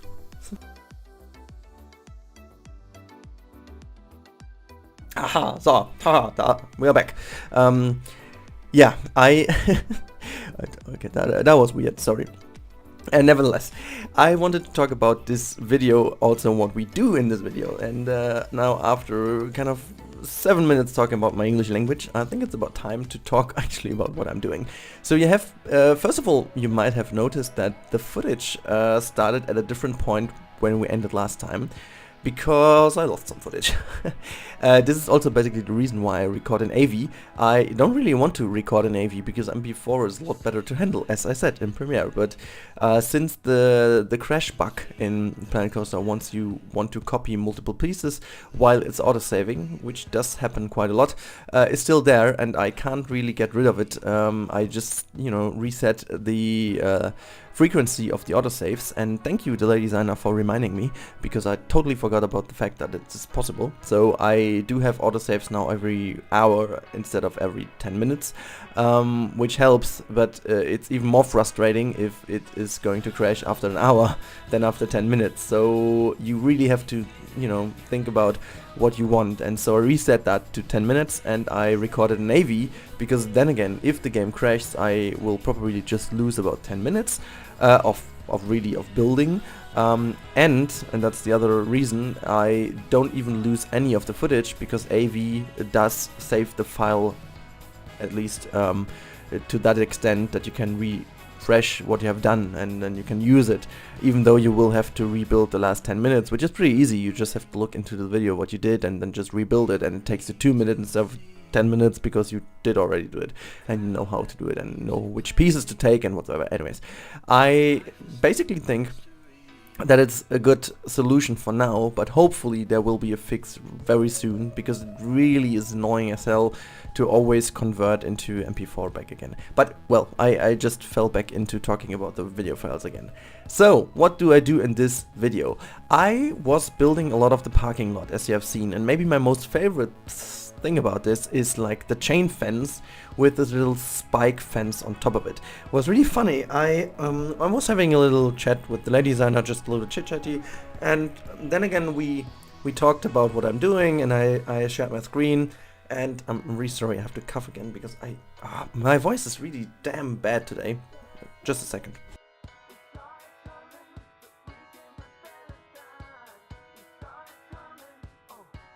Maybe I do cut it off, I don't really know. But if I'm not, I'm very sorry for it, but it's... God damn it. I don't know what's happening today. Allergy shouldn't be that issue, but go well. Yeah, Lady and I had a little chat, and I showed it to her, and it was funny to see, because she didn't know what I used for it, and because it really looks pretty good. And what it is, it's the fairy lights, and I'm not quite sure. I guess you saw that at the beginning of the footage. I think I could recover at least a little bit of it. So if so, it will be in. And yeah, I used these to make these little chain fences with a spike on top of it. You would probably see that quite often with police stations. I did take reference from GTA 5, to be honest, from the police academy station, which is in down in Los Santos, where you do start. And I guess it's a good one, because there you have also this little parking lot in front of the building, and yeah. I just thought I would take a little bit of inspiration from there, because it basically makes sense to have these chain fences around there, because if you would, for example, get a car from somebody who stole it or whatsoever, and you would store it on the parking lot there, you don't want to have it stolen again, so you would make sure that nobody comes into, which is a good thing to have. And yeah, that's what I did. Also, we did some floor graphics, some arrows here and there, and some parking lot markings as always. And what I'm working on right now, at least I can see it a little bit at the moment, is the switch track. And now I have to tell this because I don't want you to go crazy in the comments again. This is by no means an accurate one. It's just there to have a switch track. I just wanted to have at least a little bit of realism. I didn't want to dig too deep into how this would look like. So what I did actually was just placing down the other right there with the little coaster track in between. I don't even, even from the size, it wouldn't really work with the train. I will swap the trains later on from the Tiamat to the Rage, so that's at least size-wise it does work. But I don't really know if that would work anyways, because this track piece I have over there, and I would even have to enlarge this to the other hand side I just saw to make sure to be able to take out these pieces. So it's a little bit weird what I did with the little switch track. I may have to go back to it and redo it a little bit, but it's just there for cosmetic reasons. It as I said, should have no actual realism aspect to it, because I was simply too lazy to look into it how it really has to look like. So just imagine there is one, and there we go. That's basically it. And now, one thing I can talk about as well, because it's still annoying me as hell, is the fact that we don't have that many genuine or just generic doors in the game. We have a lot of nice doors for every different theming and whatsoever, but I just want to have simple generic backyard doors or backlog doors. So this only door we have from the Planet Coaster theme is, first of all, again, like always, way too big. So scale wise it's ridiculous. It's like an elevator door whatsoever, but it's not a normal backyard door. It's something like that. So I don't really know why. I made my own one now. I'm not too pleased with it, but on the other hand side, I am really pleased about this one, because simply it looks simple and boring, and it looks, let's call it, it looks bro coaster like, which is again a big advantage, if you will. So I just want to have a generic damn door you would put in a theme park. You put at a position you can't really see that often, or you can't really see easily. So that's what you want to do. You want to put there a cheap basic door, because nobody sees it and it doesn't need to be fancy, and I need those doors. So I guess if I'm going to make a new Rudi's Prop episode next month, it will definitely be about doors, because I like doors. So doors, we need doors. So that sounded strange anyways. Now we get into a point, and I'm really curious to hear your opinion after the video of this. And I again have to drink something, but my drink is away. I just drank the whole glass, so let me get a little bit of sip of water then.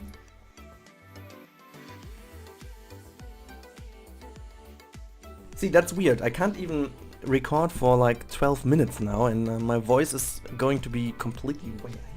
God damn it. Anyways, maybe it's because it's the morning and I haven't talked too much today.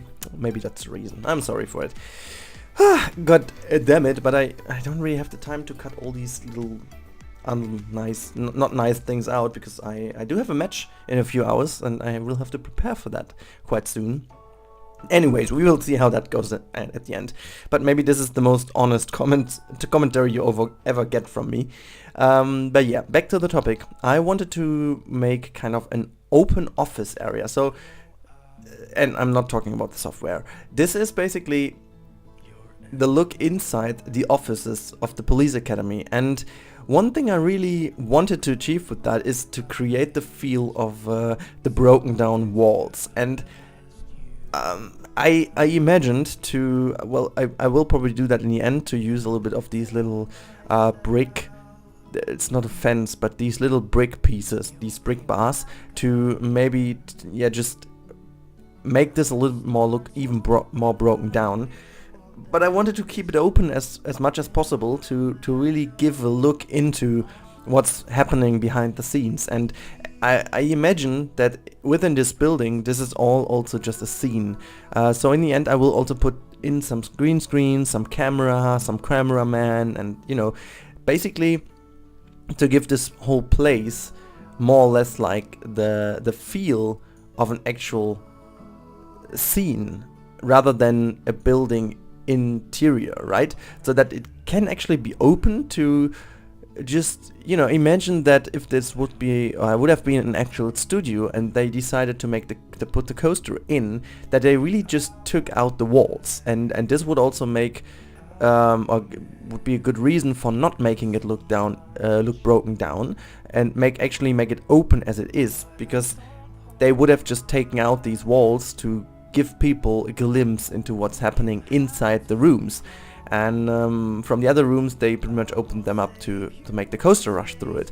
I don't know if that works out in the end, and I would love to hear your comments about this, because it really annoyed me a little bit, because I had no clue if it does, well, do the job for me. I am quite liking it, but I don't really know if it makes so much sense. But anyways, I just wanted to give this little explanation what we did. And now the last few minutes is me dealing with pieces to find out which piece could work as an actual mouse for this guy over here sitting at the computer. And I know one thing that bothered me a bit, and I am not sure if I'm going to change this. I imagined the whole park to be like 70s, 80s style, maybe even early 90s. And if you go into a police academy, they definitely wouldn't have had flat screens. So that's something I came along with after the episode. I was like, damn, I do need those big old monitors. And we don't really have those big old monitors in the game. So we have this one big monitor from the sci-fi set, which is pretty nice because it does really have the old feel to it. But I have to look into it. Anyways, that's about it for this episode, guys. If you did not enjoy that episode, give it a thumbs up. If not, well, never mind. And yeah, have a good day, guys, and enjoy. See you in the next episode, and bye-bye.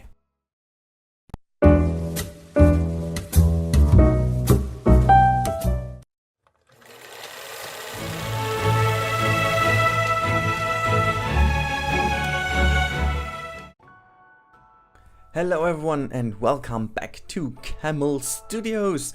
In today's 8th episode, I guess it is the 8th episode, yeah, it's Saturday, and I have to say, you might be a little bit surprised, because usually this is the spot for Camel Kingdom and Fortress Camelot, but unfortunately at the moment I have very less time. This is due to the fact that I'm really going deeper and deeper into my master thesis, and that's also why I just, you know, can't play that often, and so this week I haven't had the time to go back to Fortress Camelot, though I have still managed to play a little bit in Camel Studios, because last time on last Monday in the stream we did finish up most of it, and I also did a little bit of off-screen work, so yeah, actually I could manage to still maintain a little bit of it, so you can at least have an episode today, and there is another one prepared for, yeah, kind of coming week, and so I hope that this will suit you guys, and hopefully next week on Saturday we might be back with Camel Kingdom Fortress Camelot,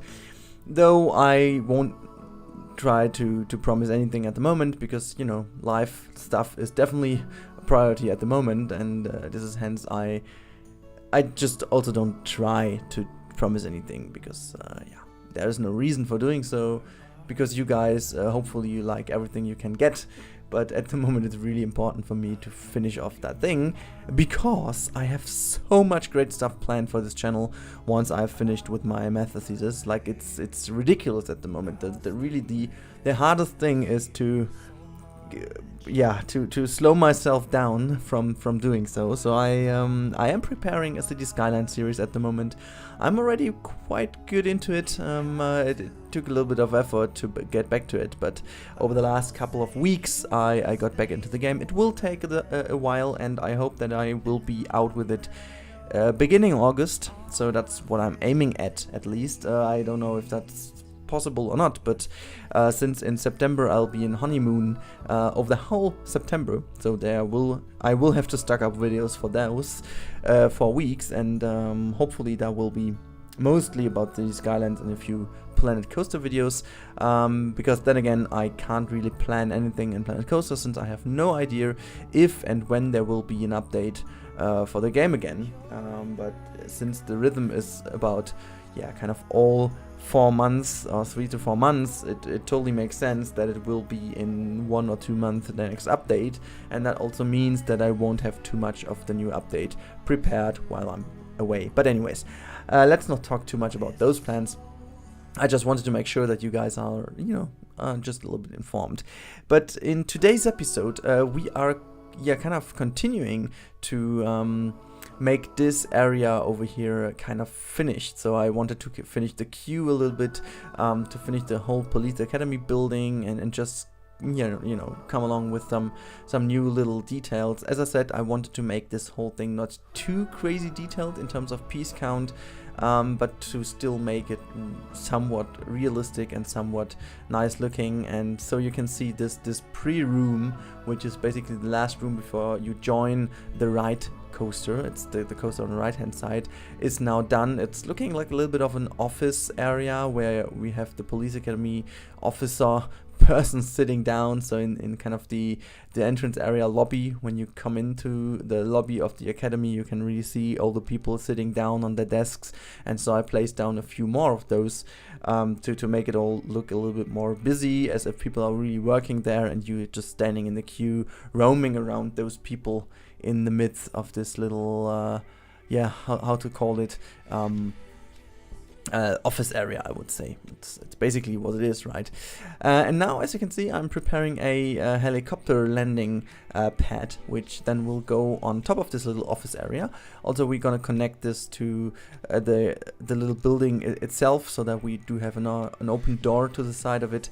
It's basically, the idea about this was basically to have the whole area a little bit more kind of bigger in terms of what's happening there. So the helicopter really shows that this is a rather bigger police academy, which actually has also really some really actual police jobs going on. It's not just the academy part of it, but it's also a little bit of police station part to it, which I think makes the whole thing a little bit more alive. And in terms of theme parks, it's just very cool to have a helicopter somewhere. So basically I wanted to have a helicopter, and I thought that would be the best idea to implement the helicopter. So you guys will just see, as it is right now, there is a helicopter on the roof of this entrance area. But yeah, never mind, it's just there because I wanted to have one, and I guess the pad itself turned out to be really nicely looking. I do actually like how it looks a lot. I was struggling a little bit to get those fences around in the perfect shape. It still isn't in the perfect shape, but I am happy with it, because I don't want to go too much into it. As you can see, it's not perfectly aligned, because I had some issues with the rotating technique.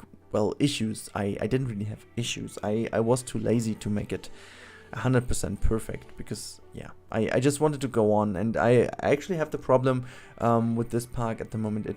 I have so many ideas, but the park really isn't shaping up, because it's really, I spend so much time only on this area, and I really want to make the bigger picture for me, at least at the moment, to just have a little bit more of an idea where we are going to go in the future.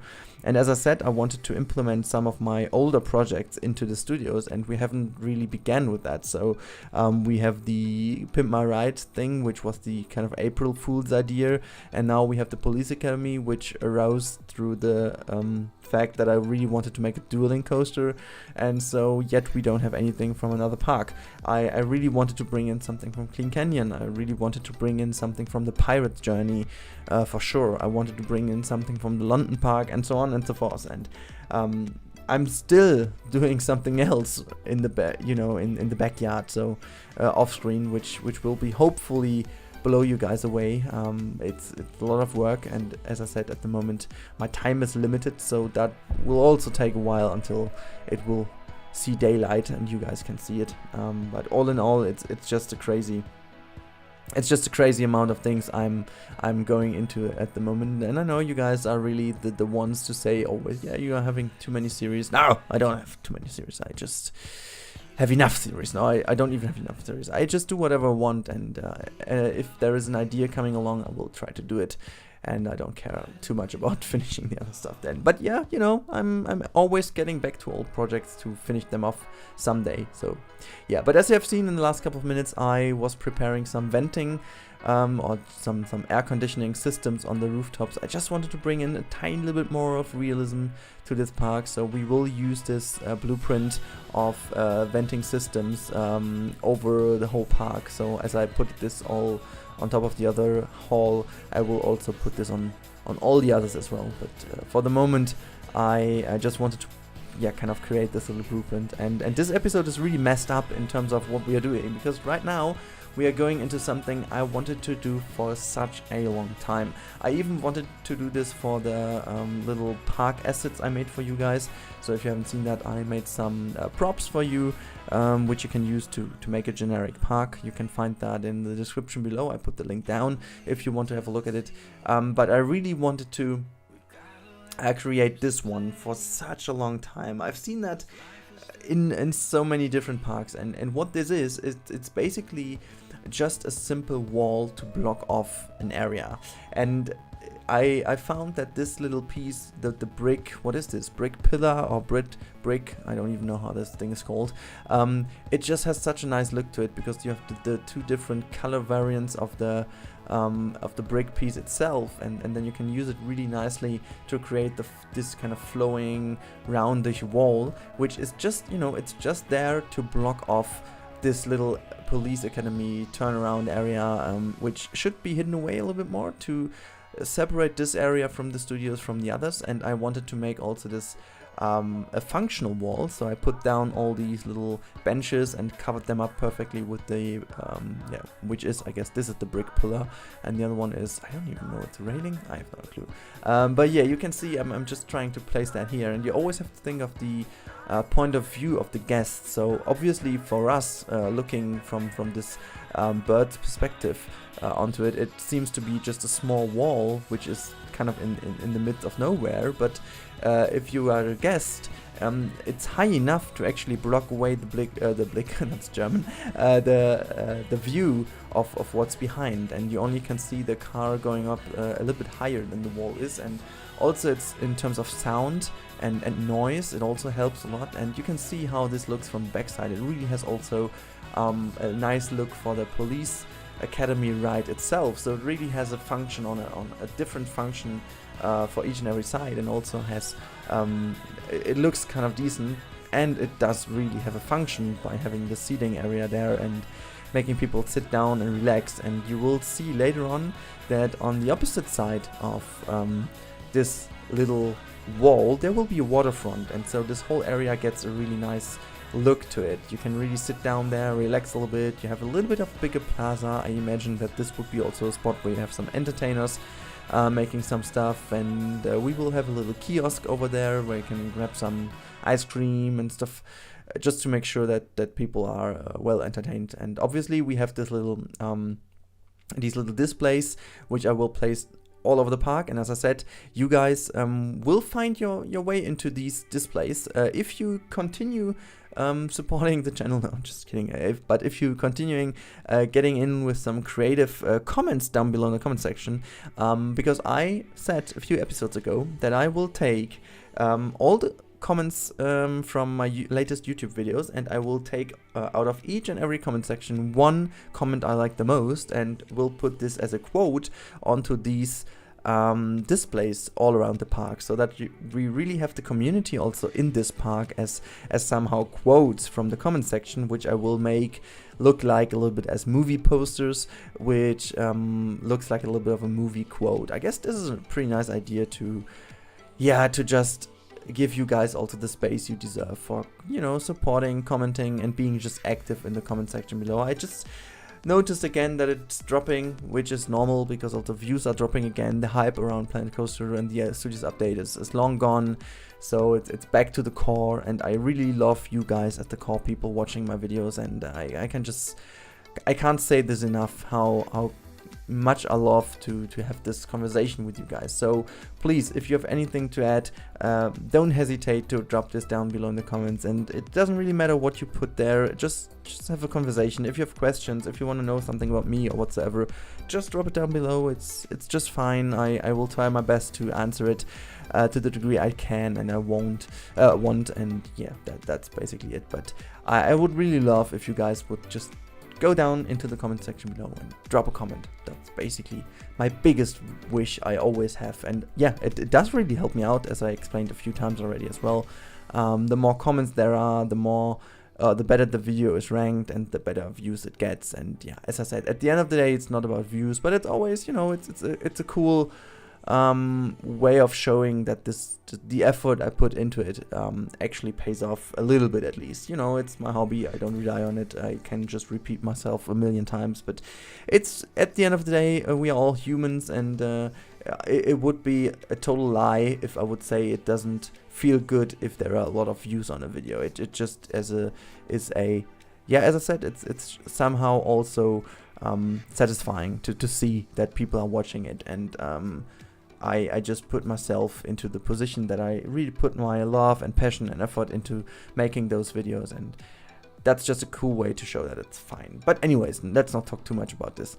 I want to talk a little bit more about the station itself now, because the station itself, and now it's going to be a little bit more about a theme park in general. So what I always encountered in theme parks is that the outer appearance of stations is most often very nice, detailed, and it really gets you the immersion of really being in a scene or being in a different world. And it does also show you, it kicks off your inspiration and also your imagination to think of what always could go on in those buildings you can see in a theme park. But most often, these buildings are only scenes, and these are only fake. So if we look at the police academy from the outside, it really looks like as if there are a lot of rooms. You can really go into the rooms, but once you go into it, it's really just a broad, big, open hall. And this kind of breaks the illusion, definitely. But then I thought back, okay, is it really that kind of way? Does it really break the illusion? And I would say no, it doesn't, because your brain is able to, you know, work with it on two different layers. It really takes the inspiration and the signals the building from the outside world gives you, and you do compare that to all your experience and all your thoughts and all your dreams and all your stuff you have in your head. And for your brain, that works perfectly together. It really says to you, well, yeah, that's real. It's just a real fantasy area you can enjoy. And once you go into the building, you definitely do see that the building itself can't be real, because you do see all the stuff that has to be there just to make the whole thing a little bit more safe and stuff. But your brain is able to, and this is what we call selective perception, which helps to just hide away stuff which is obviously there, but you don't want to perceive it, because for the moment your brain doesn't want to know that information. And then it is the brilliant thing that it can just only say, okay, I'm just getting to let through what really matters right now, and this is the immersion. And so I think building this station from the inside is really more like making it actually like a really theme park-ish station, which has all the stuff like these elevator doors to make the coaster come in and block away the view what is behind, because I imagine that behind would also be the technology behind the coaster and all the, you know, technical stuff which you won't really or don't want to see really. And then we have the chain fences to block off or make it a little bit more safer, and we have a little bit of fencing here and there, and all around the station is kind of finished and just gives a tiny little bit of the look of the police academy, but it does really it is enough to maintain the illusion, I guess, even though it's really theme parkish. And that's basically what I wanted to explain a little bit. Hopefully that was, you know, you could understand what I was aiming at, because it's a little bit hard to understand. And basically that's what I'm at the moment doing for my master thesis. I'm going into defining what reality is. And if I would now talk about this a little bit more, this episode will be about I don't know, an hour or something. But if you're interested, let me know in the comments below. I could make a whole episode about what is reality, because that topic really, yeah, make me interested into this topic. But anyways, guys, that was this episode. Hope you liked it. Make sure to leave a comment down below, thumbs up if you liked that video, and also make sure to subscribe if you haven't already. But until then, have a great day and see you in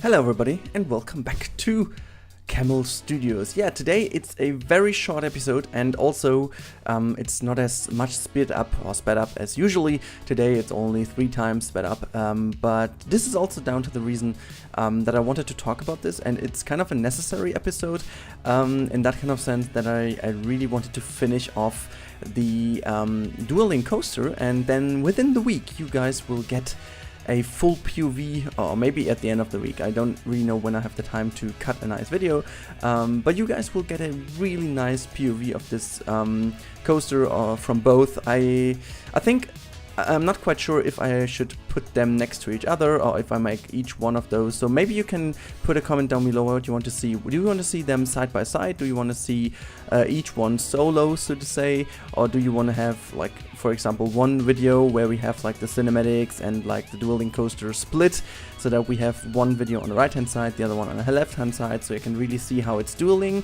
Or do you want to see, like, let's say each one video a single POV, so you can watch them both? So I'm tending to make, for example, 3 videos, to have like one video which is with the cinematics and stuff, where you have both next to each other, and then I have both POVs, but only the POVs uploaded, so you can watch them in full HD, 60 frames per second, beauty coaster nerdism or whatever.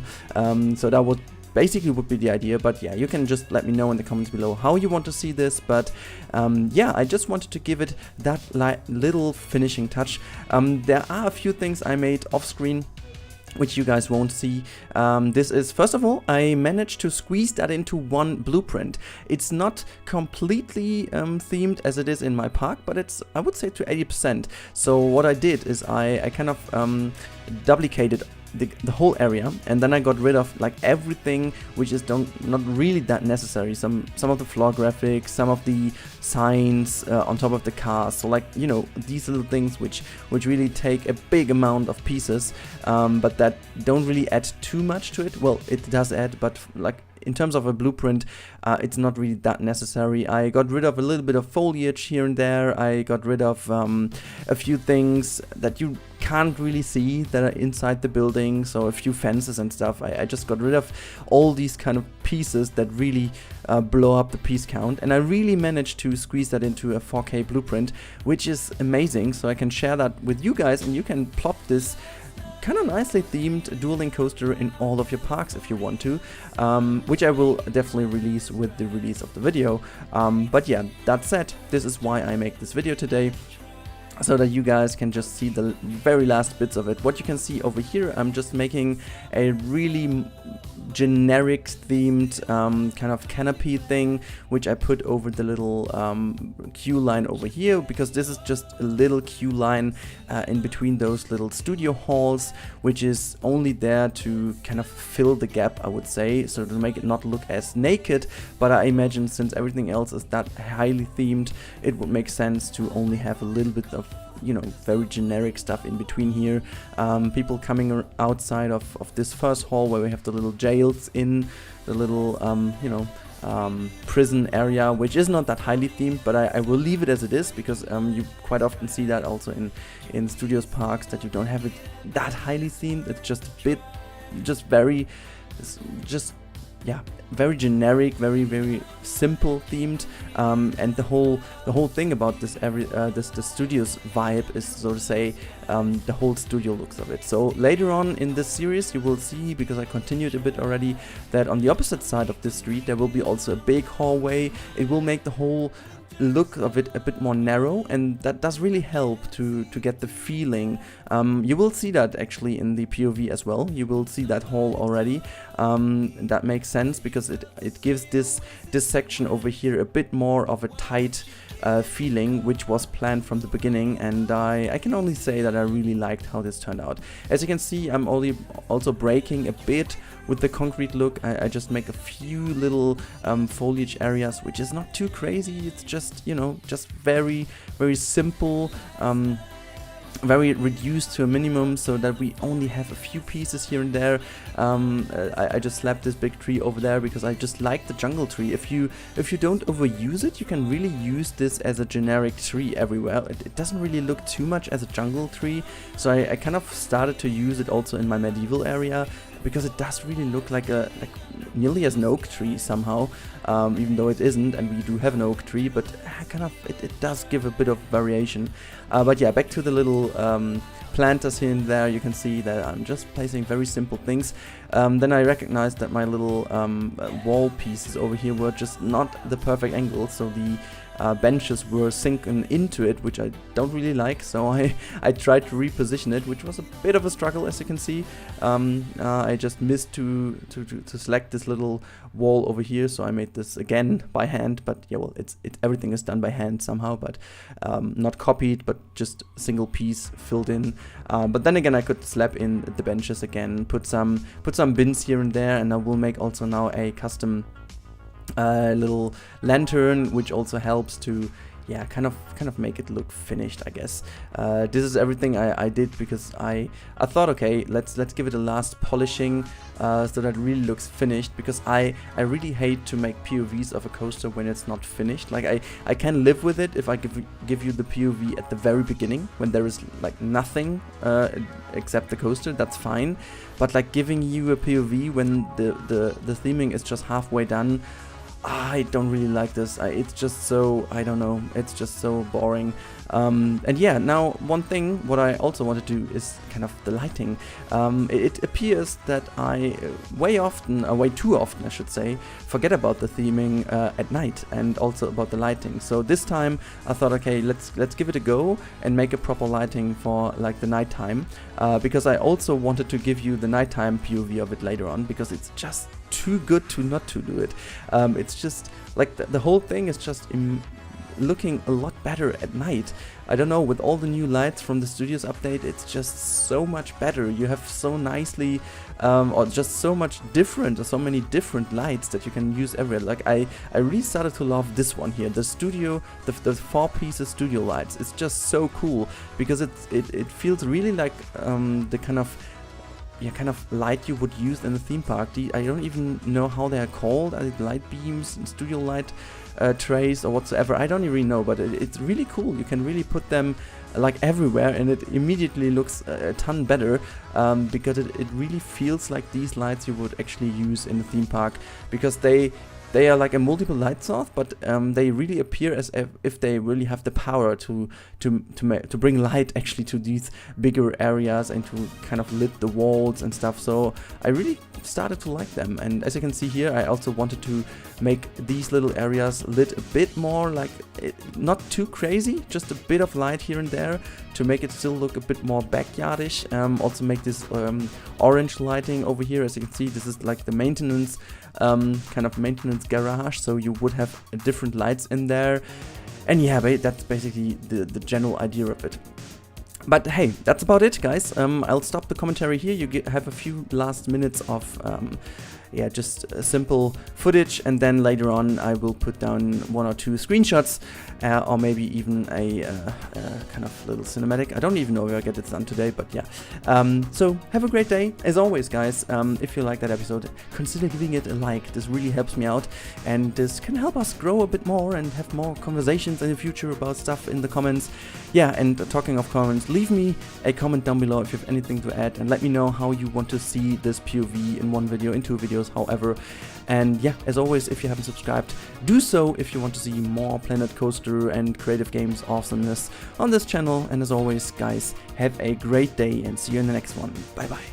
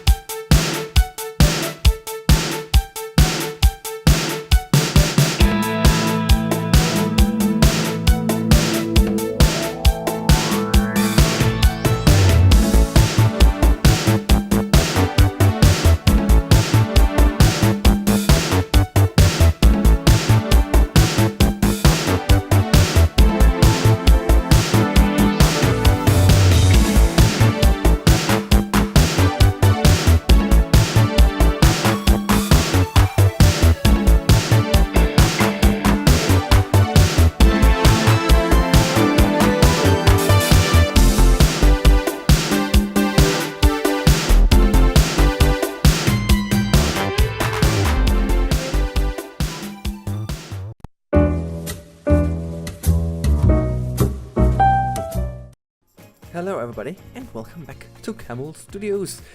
We are in the next episode, and I'm trying to curve around the little number of the episode because I have no clue which episode this will be, since I am recording at the moment, several episodes today, just to make sure that this stuff is ready for next week and the week after, which is we are already in the week after. So when this episode is going to be released, I'm nearly back from Spain.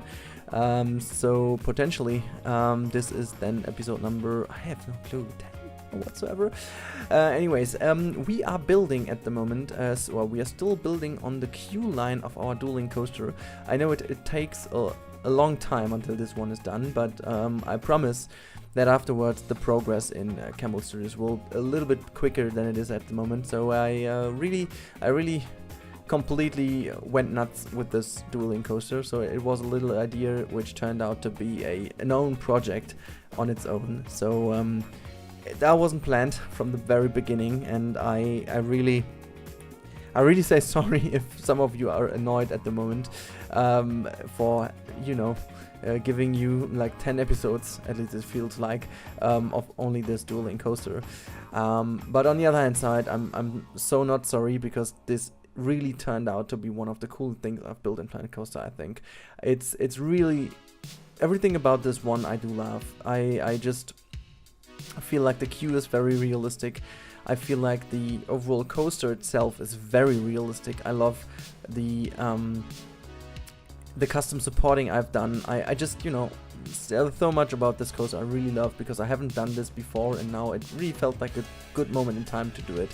But also what we are going to do right now is something you guys have been posting or questioning in the comments, and I don't know who of you that was. I'm sorry, I really don't have the time to look it up at the moment. If I could, I would do it right now, but some of you had the idea to make these little jail things in the queue line, or maybe in the tunnel or somewhere, and I felt that was a great idea, and I was trying around a little bit how to actually bring this to life in the queue line. At the very end, I really came along with this little idea to make those little jail thingies in the middle of this first building, well, not in the middle, the queue will be in the middle, but those things will be to the left and to the right, and it's a little bit of fun. It is not too realistic of a jail, it's just really as it would be in the theme park. It's just next to the queue, you can just have a look inside it. I also will put some animatronics in to make this whole thing a little bit more funny, so it's really, it's not the 100% realistic approach. It's more like theme park-ish approach of making these things. It's the same as I've said with the whole thing. So it's a mixture of getting it realistically done in terms of the architecture, but also at the same time it's very theme park-ish, very much inspired of how a theme park would create the illusion, but at the same time make sure to not make it 100% realistic, to make sure that that people actually would still feel this is just in a theme park for a good reason. And but you can see I found a new way, for example, to make this very poor bed in the middle of this little jail cell, where actually just one single person can be in. And you just see me copy this around, and I can't tell you how much fear I had copying this around, because I was very happy at this point in time with how that turned out. But I was constantly afraid of the game being going to crash. Though I have to say, since I have reinstalled Windows and stuff again, I haven't had one single crash. So let's hope that potentially, maybe for me, it's at least fixed. I can't imagine, because so many people commented in the last videos that they have the same problem, so that I feel it is a common problem, and I can't really imagine that just with reinstalling it, job is done. But you can see some bricks lying around over here, and also using this little picture frame, and I will also put in a picture later on of a kind of little hole, digged hole. In another cell you can see I'm putting down a shovel, just to have some funny things in. So why would anyone being stuck into a cell have a have a shovel with him? But also you can see this little mate over here, he's digging at this hole. Then we will have the next animatronic, which will be this little guy from the staff, who is kind of making something at his bed. You can't really tell what, but yeah, definitely it's not something you would like to see in a jail. And then the next one, this is also really funny. I wanted to have this girl over here, and I thought, okay, what could she do that makes her suspicious, and you know, that makes her someone who is in a cell. And then I came across, okay, what about just letting her float some books through the air? And what I came up with was literally just having this one book flying forth and back, so that she's just like the little witch in here. And then we have this guy over here who is hiding away from the dynamite he has put into his cell as well. Just to, you know, it's something to make the guys standing in the queue smile a little bit. It's nothing more. It's not too realistic or whatsoever. I just love the idea of being in a queue, and then you constantly look around and you find these little details that make you smile, and it's basically all about it. There's not much more about that. But yeah, that was basically what I wanted to achieve with this. As you can see, I'm just placing now a few 4 roofs in front of it, so that it actually looks like a little bit more. They are fit into it. We will then definitely also put some pavement on the ground to make this all look a little bit more nice. And then I thought, okay, you know what, you have to go with the simple railing, because I didn't want to make the railing myself, because that would have looked even more weird. One thing also to notice, before I was multi-selecting these pieces and copy them around, I was just saving the game beforehand, just to make sure that it's not going to crash. Funny enough, I forgot to stop the recording, so if the game would have crashed, I at least would have lost the recording. But yeah, nothing happened, fortunately. But yeah, you see, that's how much this freaking stuff is annoying me. I'm always falling back in talking about the crash, so I'm really hoping not to experience anymore and not to talk more about those, because you don't deserve me talking about the crash all the time. We should more talk about what's happening. Yeah, I'm just quickly changing the path of the queue over here. This is just for the moment. I will later on make this outside area also a little bit more appealing, though it won't be too much. I will just plop down some trees, make a little flower bed in front of it, and make a bigger fence towards the actual pavement of the big park pavement, so that there is a little bit of a border in between, but nothing more. So just very simple. Also make sure to have some canopies over the track, so over the pavement, over the queue line, I should say, to make sure if it's too sunny that people can have a little bit of shadow. But yeah, that's about it. And as you can see, I'm just trying to make the whole studio hall a little bit more interesting.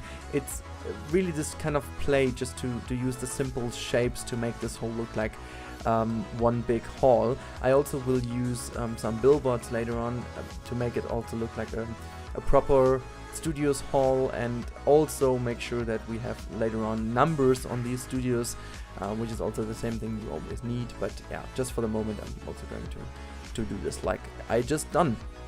And here you can see that's the next thing. This is really one thing I wanted to do for the whole time. I did this in the other hall as well. I did this in the free area, and now I wanted to have custom supporting in this little area as well. I feel like this coaster really deserves also kind of nice custom supporting. I know it isn't perfect. It's better than usually, but it's not perfect. I just wanted to be as detailed as possible and as simple as necessary, if that makes any sense. So I went for this solution to really make this upper piece out of the I think it's from the Back to the Future DLC thingy.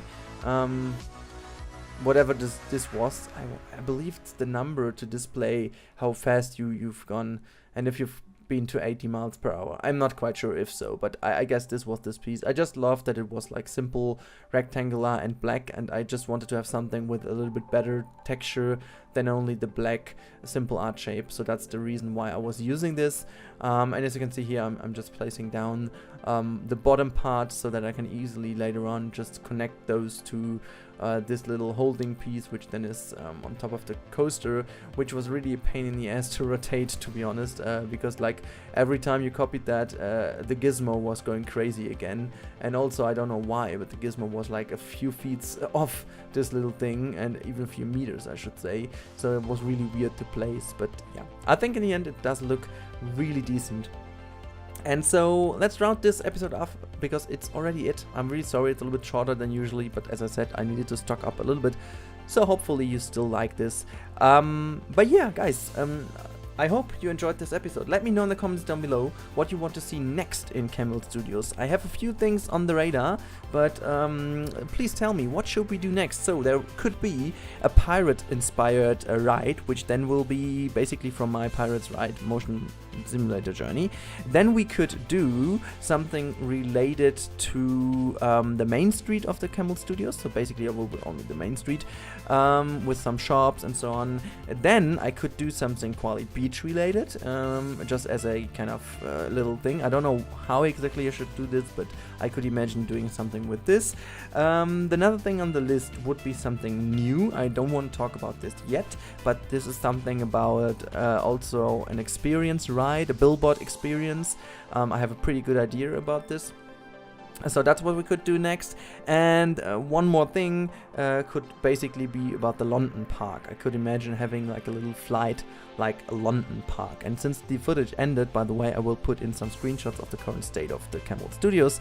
But yeah, so these things are on my list. If you have anything to add, or if you think that, for example, our coaster would be a better choice, or all the other different projects I had in the past, for example Space Mountain or whatsoever, let me know in the comments below which you would prefer, but I would like to know which one we should use to go on in the future. But anyways, thanks a bunch guys, and see you in the next video. Bye bye.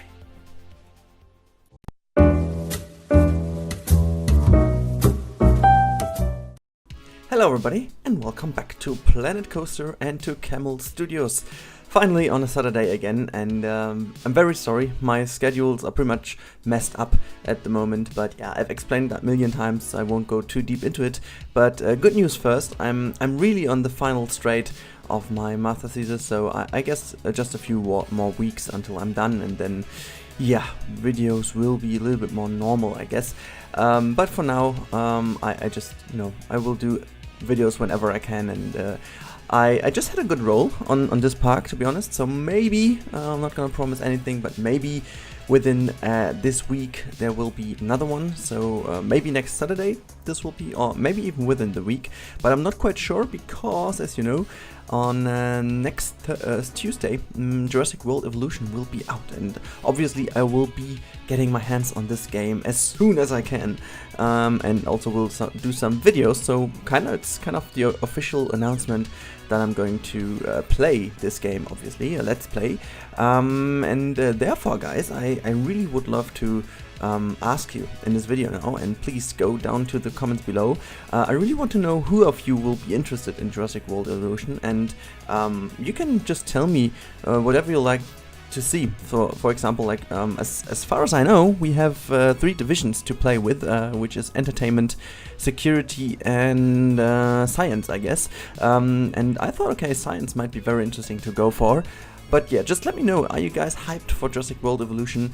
Do you want to play this? Do you want to buy it? Or have you already pre-ordered or whatsoever? I just want to know. And also, I've been to the latest movie a few days ago. I have to say, I really loved the movie. I know that the opinions on that one are pretty much split, but I have to say, and I won't spoil anything here, but I love that the movie had the courage to do a little bit new, even though it is not too much, but yeah, as I said, I don't want to spoil any one of you, so for those of you who want to still go into that movie, I can recommend that. It's my very subjective opinion on that, but yeah, as I said, I would recommend to watch this movie. But back to the game Jurassic World Evolution. Obviously it's a Frontier game, so I will give it a try, and I will also give you then my thoughts on it. But yeah, I would love if you guys could comment down below if you are hyped, what you want to see, what you are hyped for the most, and if you're not hyped, why you are not hyped, and stuff like that. But yeah, now let's get back to Planet Coaster. As you can see, I finally got the time to finish off this area. And first of all, let's go back into what you guys commented a few videos ago, and let me just grab my phone, which is right next to me, because I wanted to read out some of the latest comments to the last video. And guys, I'm so happy just that you seem to be still very, very happy and hyped about this this series, which I actually really appreciate, because it is Camel Studios is kind of a weird thing, to be honest, because all my projects so far have been started out of a general idea or something. But then again, this one is basically down to that latest update we got, and I do have to say I had never actually built my series around an update, so at this time it was really strange that everybody was going for studios, but yeah, strange but obvious at the same time. I'm not quite sure if I really liked that everybody was going for this, but on the other hand side, I don't really know why I haven't started the Studios Park before. It is so much fun, it's so cool, and I really appreciate building in this park. So out of this thing, which started obviously because of the update, we are really on into a park now that really, yeah, makes a lot of fun, and it is a welcome change to all the different parks, which are really like Disney Magic Kingdom style, and this one is really something else, and I really love to have the difference now in between. As you have noticed, I barely even play in the other parks, which is basically because those two parks do give me everything I need. You can challenge yourself with different things, and yeah. Anyways, before we go into the comments, just a quick thing, because this has been mentioned way on very early in, I guess, 6-7 episodes ago when I started with this dueling coaster. People were mentioning if I'm gonna do the exploding car scene that is also, or has been, in the Movie Park Germany cop car chase coaster, and I wanted to do that for a long time, and I thought, okay, let's do it over here. Let's just try and do it, and I put this in, and I also wanted to give it a little bit of realism, and as you can see, I'm right now preparing a water system that is going to cool down everything, and also we have a water tank over here, which has to be there basically to store the water in. Just wanted to hide away from the truck backlights because that's a bit strange, and yeah, we just have this one on top of this, or just above the little crash scene, because it will be very hot in here once the explosion takes part the first time, and then I wanted to have the system in place just to make sure, as you have it in a real park as well, that you can cool it down. We do have this little fueling system, but which I thought was really fitting. And then we have the car scene, which basically is exploding once the coaster is going to pass by. And we have some different effects going on, some explosions, some fire burning then. And yeah, as I said, you have also seen a few minutes ago, I also put down kind of a pipe system below that little ramp, or little stage I should call it, where the car crash is happening on. This is basically also where the gas for the effects is going to be just guided through, so that it is actually available over here. So we have the VFX effects, and as you can see, I used this little fountain thing here. I don't even know how this is called, but anyways, which then is going to cool down the system. And I thought, okay, that's just a little nice addition of realism to the game that we actually can use. And yeah, then again, fiddling around a little bit with the trying to actually find those pieces. But yeah, let me just go real quick through the different comments we had last time. There was one interesting comment from Rudi, IJP, I guess. He said, "Can you do Roller Coaster Tycoon Classic?" Don't know if you heard of it. I did heard of it. I do heard of it, whatever. But it's really a nice game, and I think you're gonna be good at it. The game is a mix of Roller Coaster Tycoon 1 and Roller Coaster Tycoon 2, but better, faster, and for mobile, iPad, and other tablets. Obviously, I know it, and I played it a lot actually on my phone when I was traveling to university, but actually I don't think that is something for right now. I have too much going on either way, and yeah, that would be one of, it's quite old, Roller Coaster Tycoon 1 and 2, still it's a classic, but you know, in terms of excitement for you guys, that's not the best thing. But anyways, then we have a comment from Michel S. I think a Koali Beach theme would fit perfect in these summer days. Yeah, just to clarify, I'm not going to do a theme. If so, if I would do something Quali Beach related, I would have a little talk with Lady and Sylph how I could do this, and it would basically be a tour, kind of a making of, or basically, let's say, a best of. I don't know, something like really a cinema tour or whatsoever. Yeah, anyways, this is just something I wanted to do, and I thought, okay, let's ask you guys, but to be completely honest with you, I think I decided for going for another thing, which you will see in the next episode. I did decide because I have already recorded that, but just to mention. Then we have a comment from Nikki de Boer, I guess it is. Yay, I like it. Don't know if I was the only one who suggested the jails. Then you know again, and do Koali Beach, she says. So as I said, yeah, Koali Beach, good idea, but I decided for something else. I'm very sorry. I'm always the weird camel that goes its own way. Anyways, I don't know. I guess you weren't the only one, but I really loved the idea about the jail, and I'm really happy that you guys appreciated this as much as you did.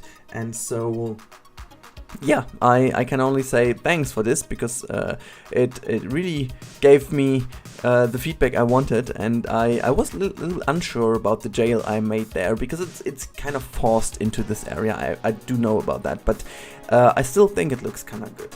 But yeah, and again, talking of realism again, and this is something I also wanted to tackle, because it's I don't know if I do it with all the big halls, but I wanted to just have a little backstage area here, so where you have some trash. I mean, we have so much new cool stuff from the Studios DLC I haven't really used for backstage stuff in general, and so I wanted to make at least this little thing.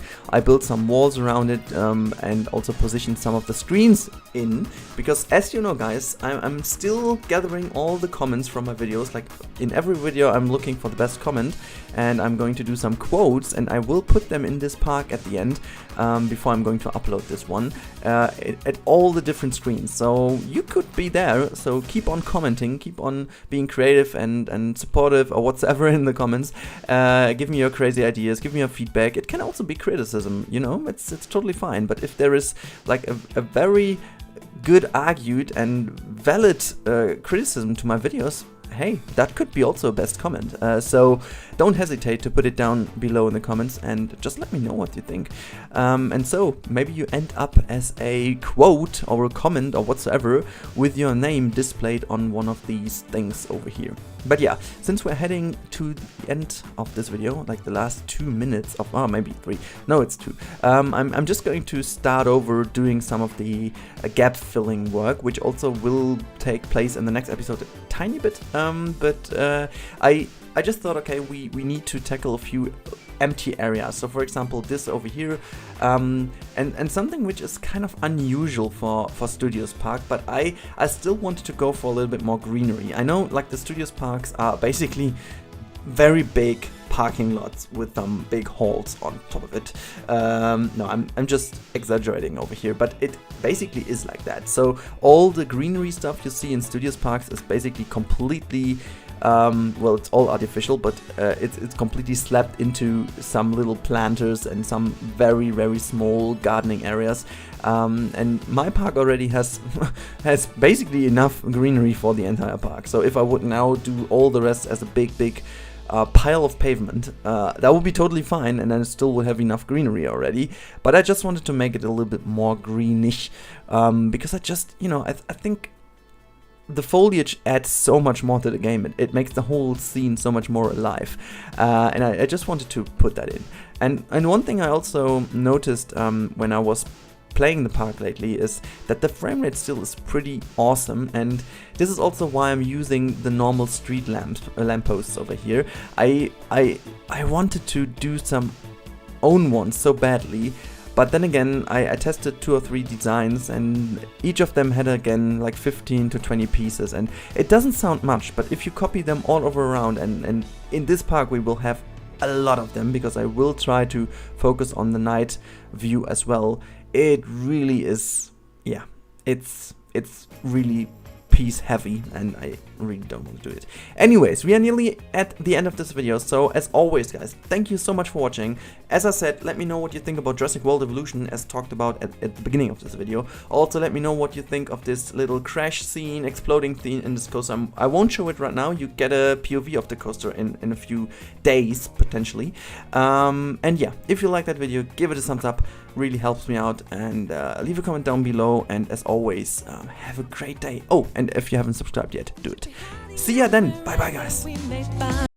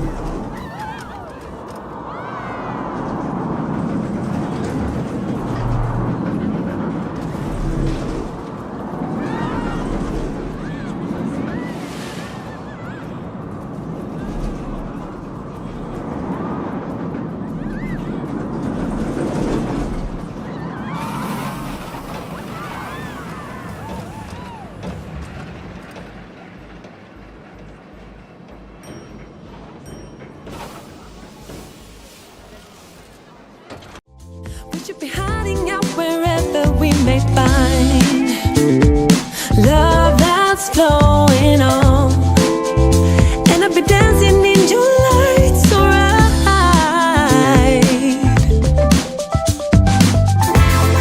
Play with me, let's play around. Play with me, we'll play around.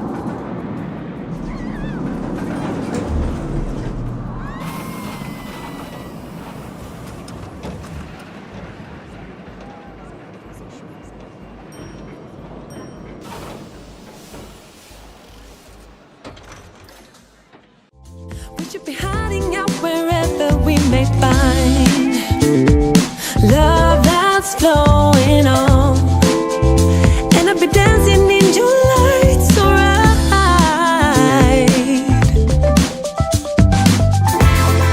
Play with me, let's play around. Play with me, we'll play around.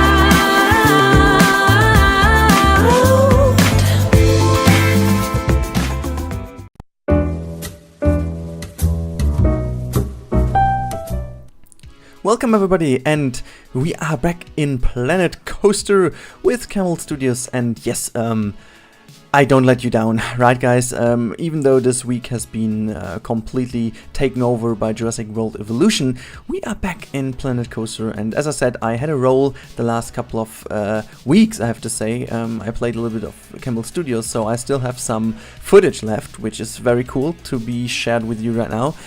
In all honesty, I haven't played that much lately, because basically I've played the shit out of Jurassic World Evolution. If you guys are interested in this, I would highly recommend to go over to watch these videos. I mean, surely it seems that people haven't been receiving the game that nicely on my channel. To be completely honest with you, I haven't expected much, and it was still worse than this, but yeah, it is what it is. I guess mainly my channel is focused on creativity, and Jurassic World Evolution is potentially not the game to be awfully creative, but yeah, I have managed to be a little bit creative, more than I thought actually, with the pathing tool. And if you want to see this, you just I would highly recommend to click the little icon on the top right now, because this is the link to the Sandbox mode of Jurassic World Evolution. If you guys want to look what I'm able to do in this game, just jump over there and yeah, just watch it and let me know what you think. But now back to Planet Coaster. I'm very happy to be back making a Planet Coaster video, and I still want to try to at least have one video a week, maybe even more. Jurassic World Evolution will be there for a couple of weeks maybe, but not with the amount of videos as this week. So in general, I will be stepping back a tiny bit from YouTube in the next couple of weeks, just because my wedding is coming closer, and also my master thesis has to be finished someday. So there is a big need to finally actually finish this all off, and then in September I'll be on honeymoon, and after this, like in basically at the end of September going into October, yeah, I will provide you with a lot more videos. So there's so much stuff planned, guys. I would love to talk about all of this, but I can't right now. So there's some stuff going on behind the curtains, so be ready for it once October is coming closer. But for now, this is, you know, we are just going to chill a little bit in the next couple of weeks and just having some fun with Planet Coaster and also with Jurassic World Evolution. And I don't think there will be another game in the close or near future, because maybe I'll do some tests on some games I wanted to show you guys for a while now, but nothing more than just a few episodes just testing it. But apart from that, I don't really have the time to do anything else than games I'm very used to, because I can kind of quickly do some videos in Planet Coaster and other games, because I'm just very used to the controls and I'm kind of productive in the games if there weren't any crashes like in Planet Coaster. But yeah, never mind. So after now these 3 minutes of explanation what's going on, because, you know, Planet Coaster has been a little bit down on the last couple of days, I just want to go back into what I'm building right now. So this thing over here, which seems to be a log flume, which is not a log flume, it's just using the log flume as a little, yeah, it's not really a river, it's like a little stream, water stream down this volcano, which is intentionally built to be looking very artificial and very man-made. There was not the idea to make this whole thing look as an actual volcano. It's more like this kind of scene you would see in a movie as well. And since we're in the studios, this could actually be a volcano that's been used for some movies as a model kind of thing.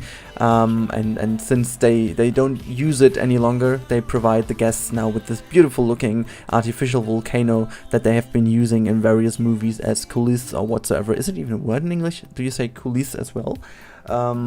I don't really know if it's scene or whatever, back scene, I have no clue.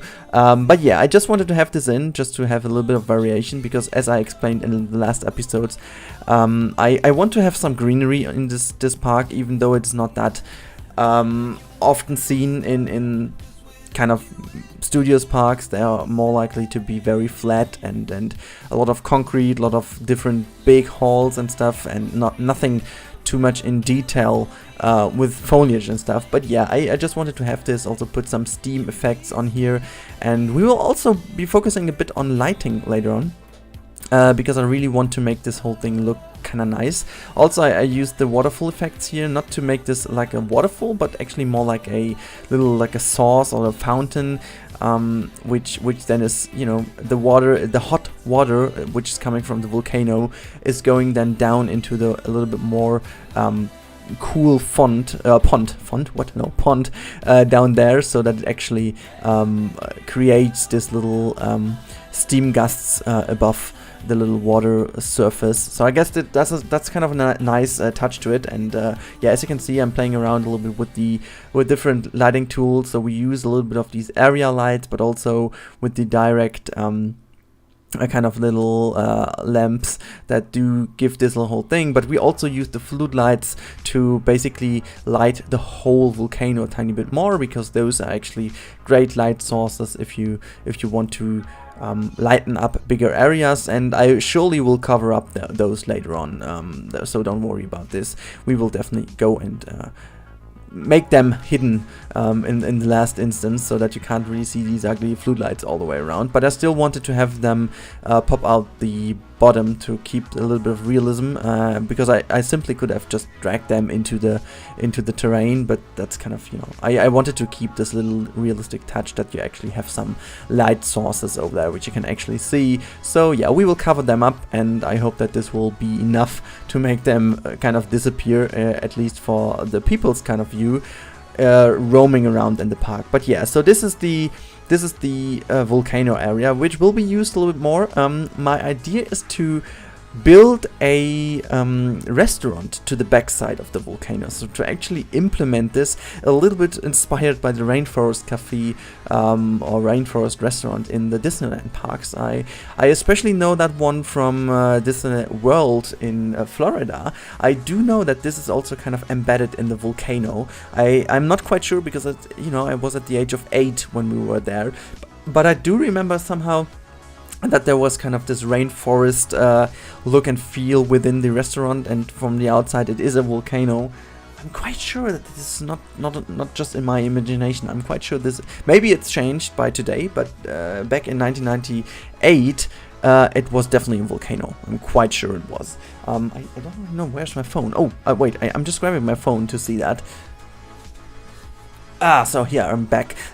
Just to check this, because I'm really looking forward to get this solved, because I'm just, let me just see, rainforest cafe, is it cafe? I don't know. Disney World, wait, no, World. So let's see, rainforest cafe, Disney World. Let's go to images. I mean, you can't see. Yeah, as I said, it's basically within a volcano, within this kind of artificial volcano with this big, nice rainforest cafe sign on top of it. Okay, so yeah, basically my imagination, or my memories, I should say, were totally correct. So basically this is also something that inspired me, because as a kid, that was very cool to be in there. And I remember some neat animatronics of animals that actually, like an elephant that kind of moved across the table once you sit down there and enjoyed your meal. The elephant kind of looked over the table. That was very nice, and as a kid this was just very fascinating.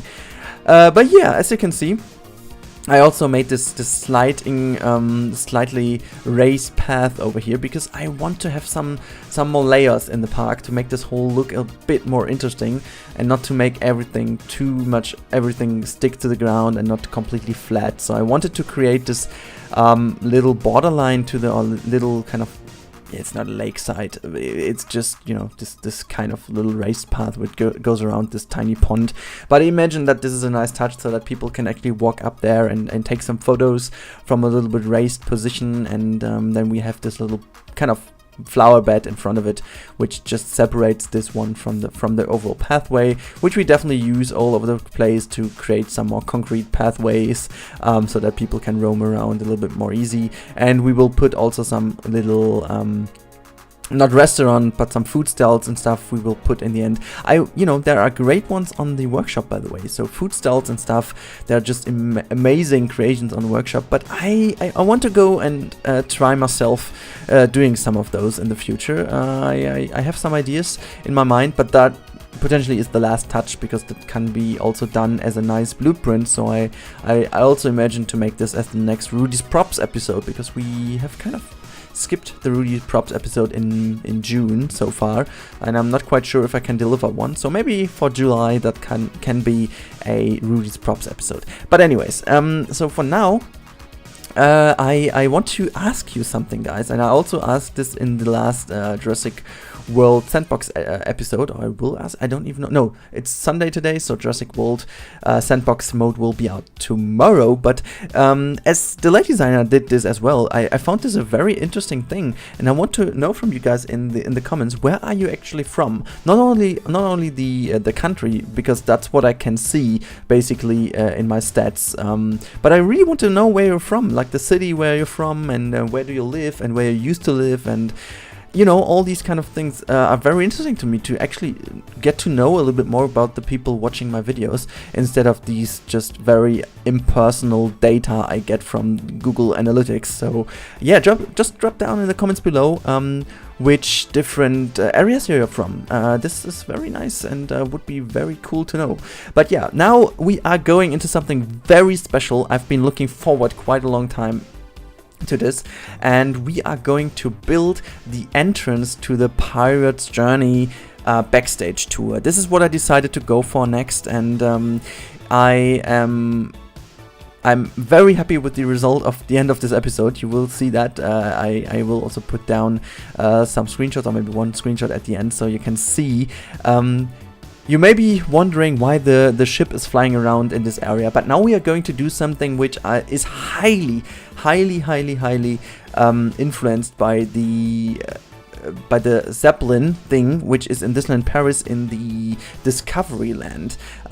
Right opposite to the opposite side of Space Mountain, you will find this Zeppelin thing, and I believe it's a restaurant or whatsoever. And this is the big Zeppelin is kind of built into the hall, kind of as a hangar, and that's really interesting to look at, and it really gives this whole area a nice touch. And I wanted to create something else for quite a long time, but I didn't really know what to use for it and what to make this look like. But now I really figured I could use the actual pirate ship I built myself, because the Grand Galleon, which is in the game, is a bit too big actually. I don't really want to use this one, and also you can really look from the bottom part of it to see the machinery going on, and this explains it a bit already.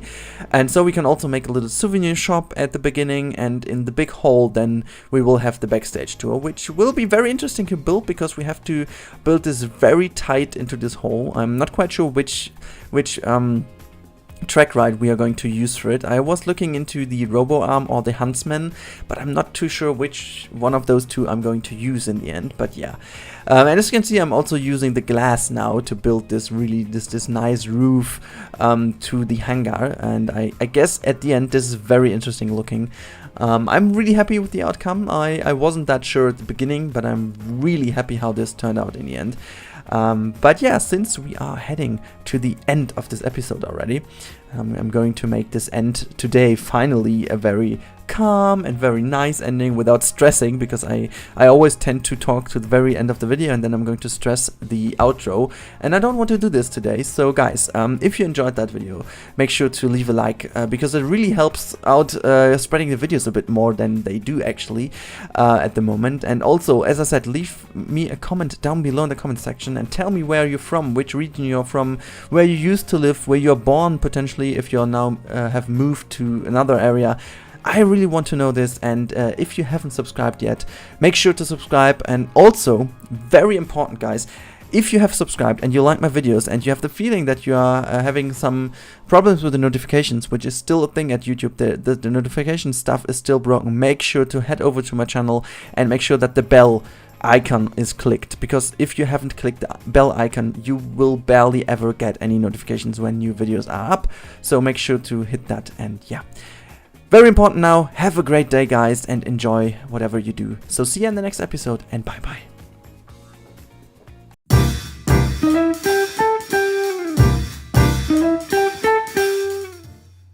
Hello everyone, and welcome back to Camel Studios. Today in the first episode with the new vintage pack, and I'm so sorry about my voice. First of all, it's quite early on and it's been suffering a bit from the weekend. Like I did my best to recover my voice from a party weekend on Sunday, which worked out beautifully. I had all the times like little bonbons and stuff, like you know, to somehow save my voice, which worked out pretty well. But now I'm slowly paying the price for it, which was fully deserved, to be honest. Anyhow, we are here in a little episode which is somehow special. So first of all, thank you guys for all your answers in the comments below in the last video, where I was asking what we should do and where we should put the vintage area. And let me just explain a few things. Today's commentary will be quite short because I'm really short on time, but I want to explain a few things first.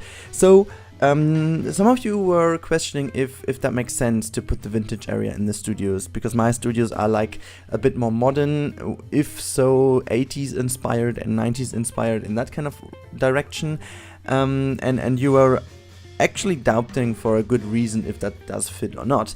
And let me get this straight. I had this idea in mind for quite a while, and the overall idea about this very park, in the park, will be like an abandoned film studio area, which is now used as a set for like advertorials and advertising, commercial spots and stuff.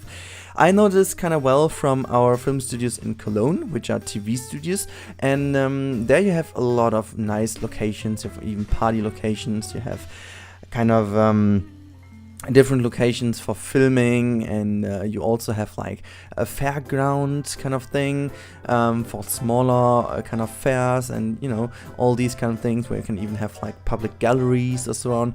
So there is a whole lot of stuff going on, and this whole area is offered so to say, to companies to use them, which makes the studios also money, because you can rent all the areas and you can go in and kind of use all the different buildings they have, which is the idea about this idea. So it has been a vintage studio area, right? So that's the idea. So like the studios from the 20s, 30s, 40s in this kind of direction. And then by the time, even having had some movies in the 50s, 60s, maybe, and then it got abandoned, and we have this area as kind of a fairground for an expo. That's the basic idea, that we have kind of like a bigger expo in the 60s, and this has been used in this area. And so after this big expo, they kind of saved this area for like, as I said, for companies that want to do stuff like filming and so on. And whilst they did this, they figured, okay, it can be also super cool, be integrated into a theme park. And that's what I'm doing then. I'm integrating this area in a theme park. But what will stay is, for example, and that's what you see right now, which I'm doing right now, the pavilion of the expo of the 60s. So I have been really wanting to do that for such a long time. I have been had tests with different coasters and so on. So it's not a new idea to use coasters as structures, but or the coaster track as a structure. But there wasn't that great coaster to use, because like all coasters have like different elements that you could use. So you can use kind of the wooden coasters to make fencing, and you can use the one rail coaster or the monorail coaster to make kind of pillars and iron structures kind of nicely. Though you can really make like nice iron structures out of it, but it's all a bit crappy to handle. Like it's really hard to handle. And with the bobsled coaster, when I first saw this, I was immediately like, oh yeah, that's gonna be it. That's gonna be it. I'm gonna do something crazy with it. I was a bit bummed that you can't really rotate the pipe more than 85 degrees actually, which is very realistic. But I hope that with the option to disable coaster limits or track limits, I was able to completely turn it around, which unfortunately didn't happen and didn't work, but still you can do some crazy shapes with it. And in this episode we are going to basically lay out the overall kind of composition of this pavilion. And in the next episode, which will be out tomorrow immediately, so it will be kind of a short 2-episode series only for this pavilion, before we then go on some rides and some layouts of this area. But yeah, it will definitely be a hard time doing this, and in the next episode is also the episode where I need to talk more about this, because I'm going to redo a few things. But I guess, okay, that could be a nice episode for you guys to see what I'm able to do with all coaster types and so on, and with this coaster type especially as kind of a structure. And I'm going to talk a bit more about the architecture of this pavilion in the next episode. But for now, this should be it. I hope you enjoy this video, and you will enjoy the rest of this video. And also, if you do so, give this video a like. Also, let me know in the comments below what you think of the idea about this vintage area, like the story I just told. And also let me know how you like the color scheme and the overall idea about this pavilion. And yeah, everything else I can say is have a great day, and if you haven't subscribed yet, do so for more Planet Coaster awesomeness, and of course also some more creative games in the future, which I will announce shortly. But yeah, guys, enjoy your day, and see you in the next episode. Now enjoy the rest of the video, and bye bye.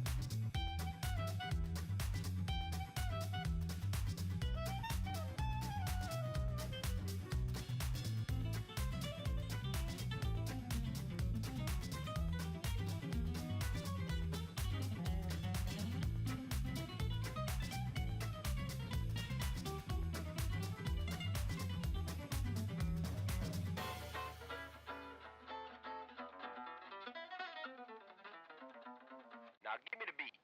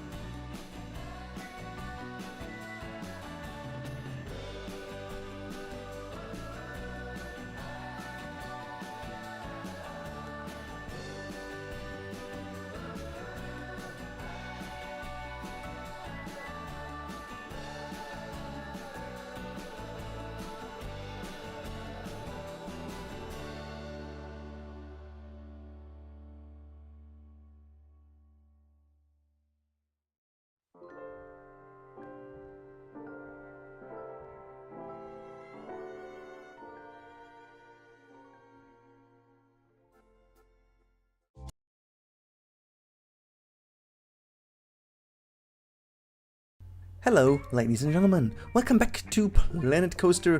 Today we are going to start a new area, which is part of the vintage area of our Camel Studios. But this is kind of a series within the series, and I'm gonna explain in a few seconds why. For those of you who are following me already here on YouTube, have seen potentially the posting a few days ago.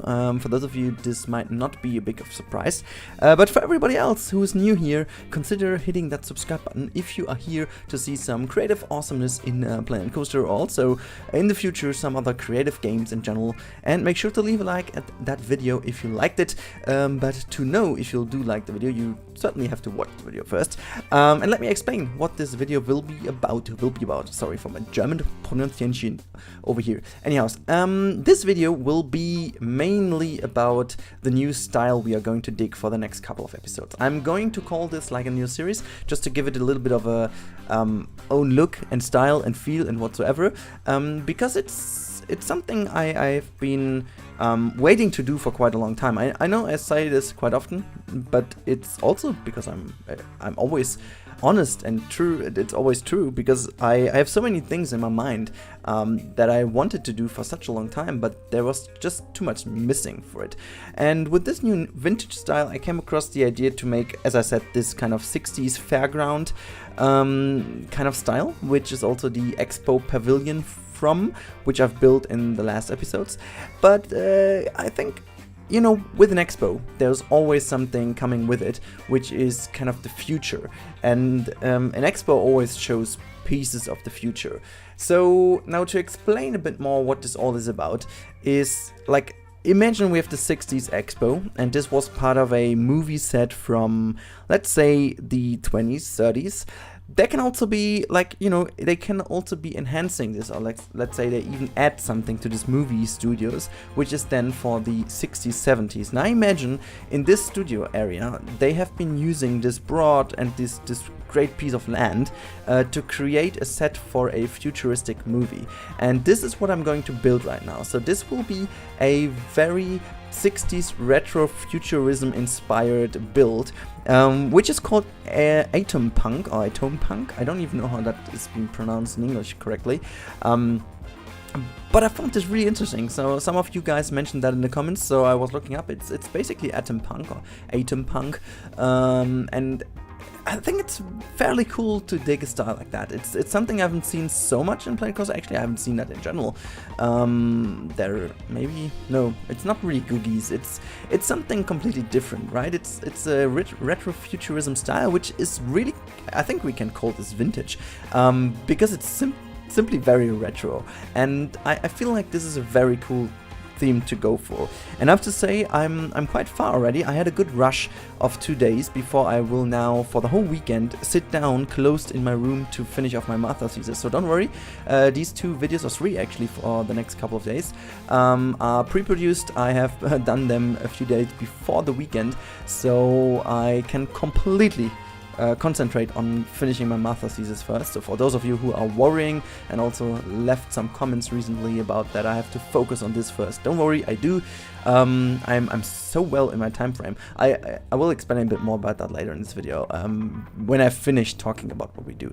So back to the topic, we are digging, as I said, the kind of retro futurism style of the 60s imagination of the future, which is very cool. I mean, if you have watched videos or movies actually, like Fahrenheit, especially the Fahrenheit 451, this is basically the style I'm going for. Like, you know, it's always funny. People imagining the future from their own standpoint is very interesting, because in the 60s, people were imagining a future that is pretty much defined by what they knew back to these times, right? They were also, like, for example, they weren't going too much into airplanes and stuff. Like big zeppelins and big kind of aircrafts were like the idea back then.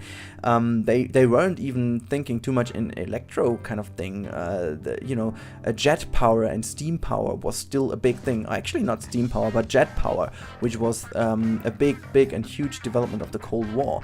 Like these kind of rocket things, right? That was really the style and things people were going for the future.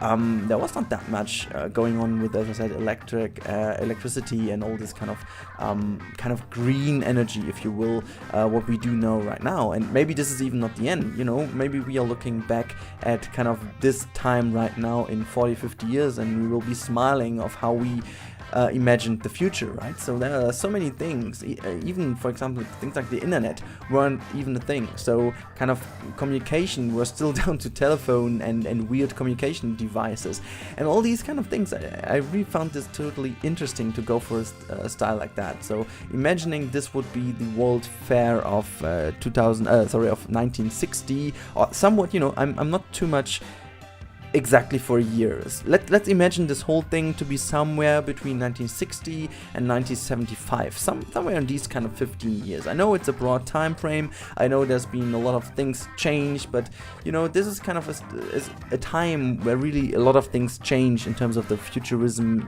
imagination. A lot of technological developments have been discovered or actually achieved, so a lot of things changed, and I want to kind of incorporate all this together in this little set. So in the end, this also should really look like an own standing set.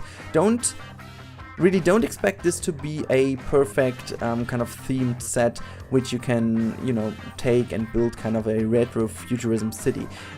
This will be solely for one scene. I imagine that to be like a central hub for kind of a society of the future, right? That because all these kind of old movies, they used pretty much a pre-made set where a lot of the plot was taking place to make things easier, right? Because there was no CGI or stuff like that. So if they would have made a movie like that, they need an actual scene. And what they did basically, most of the times, they rebuilt parts of it, obviously, rooms, and they, like, you have to watch closely to these movies. They play a lot inside and play with like kind of, you know, windows showing how the outer world should look like. So they really had a good trick in just using indoor scenes and make kind of the outdoor visible by windows, so that they really could place things outside like paintings or animated paintings, so that it really just, you know, you have a city which is kind of painted and kind of made or put alive in post-production, but you just needed to kind of let two flying cars fly through, and that's it. So a lot of these things are really kind of cleverly done because of the limitations they had back then. And I imagine that this scene I'm building right now is basically this one and only scene where the whole movie would set place, right? So that like every interaction on the streets and in the environment would be filmed in here. And for everything else, they would use like indoor sets and indoor scenes. And for like kind of more the overview shots, they built models, right? Completely out of scale, smaller models. So they built entire cities as a 1 to, let's say, 250,000 model in scale or whatsoever, and then they filmed that really closely and added things in with a tilt shift effect, if that was even possible back then. I don't really remember, but even in films like Star Wars, right, if you remember the trench run, it was totally filmed as a model. Like they built the whole shape of the Death Star where Luke is flying through with his X-Wing. They completely built that as a big model, which they filmed through with their cameras. So a lot of things going on in this kind of area. So they were really clever and really innovative when it comes to filming mechanisms. So that's also why this kind of area has been giving us a lot of kind of scenic things and a lot of techniques to film. Actually, a lot of interesting filming techniques going back to this time back then when the technology was kind of better already. So, and all the filmmakers were able to produce more interesting stuff, but they still haven't had the CGI possibilities that we have right now. So they had to come up with creative solutions to basically build a movie set as a model of, as I said, just, you know, I mean, imagine if you build like this entire movie set as I do right now, and imagine that would be actually the one set they used. you have to basically have the whole movie already in your head. Because you can't change things later on. It has to be completely done once this thing is being built, right? Because this is where you have to film. You won't get another in-scale model of it again, because that's way too expensive. You won't have the money to do so. So this has to be really what you need. And at the end of the day, this is what I wanted to go for. I wanted to go for one really impressive build from the outside appearance, obviously, and I also want to play a bit with the backstage area, so that you really can see from the backstage that this is a film set, because it's not like in an actual theme park, which is all about hiding the real world and just giving you the illusion of being in a different world. A studios park is obviously also of behind the scenes, right? So behind the scenes is very important for a studios park, because that's what you want to see. That's why you go there. You want to see how things are done. And I found this very interesting to kind of play with these like old tricks that you would have seen back in 60s, 70s that they used to make these. So we'll definitely, within a queue area, I'm going to show in one of the next videos, basically it will be the first episode of this area. It will definitely be a small scale model. I'm not quite sure how much I'm going to dig that. I'll do this when I'm finished with my master thesis for sure, when I have the time for it. But I can really imagine that that could be a fun episode, just to make a small, you know, taking these two buildings I'm going to build right here. Actually, there will be 3 in the end, but taking those and make them a lot smaller. So you also see me building some really 60s, 70s inspired buildings, and then added a modern touch to it. So this building I'm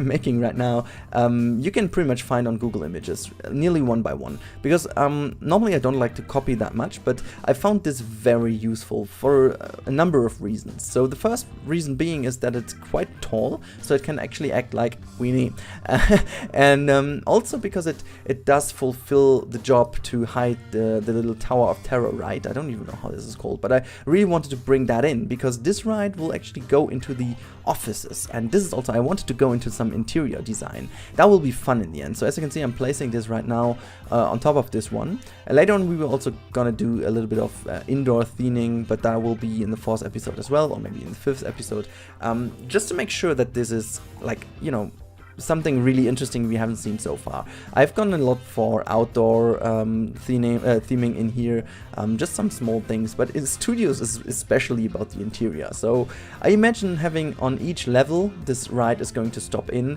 we have a different film set, right? So different movie sets, and in the end I can even imagine that I can kind of make a little short movie of how that could have looked for a movie. That could be very fun.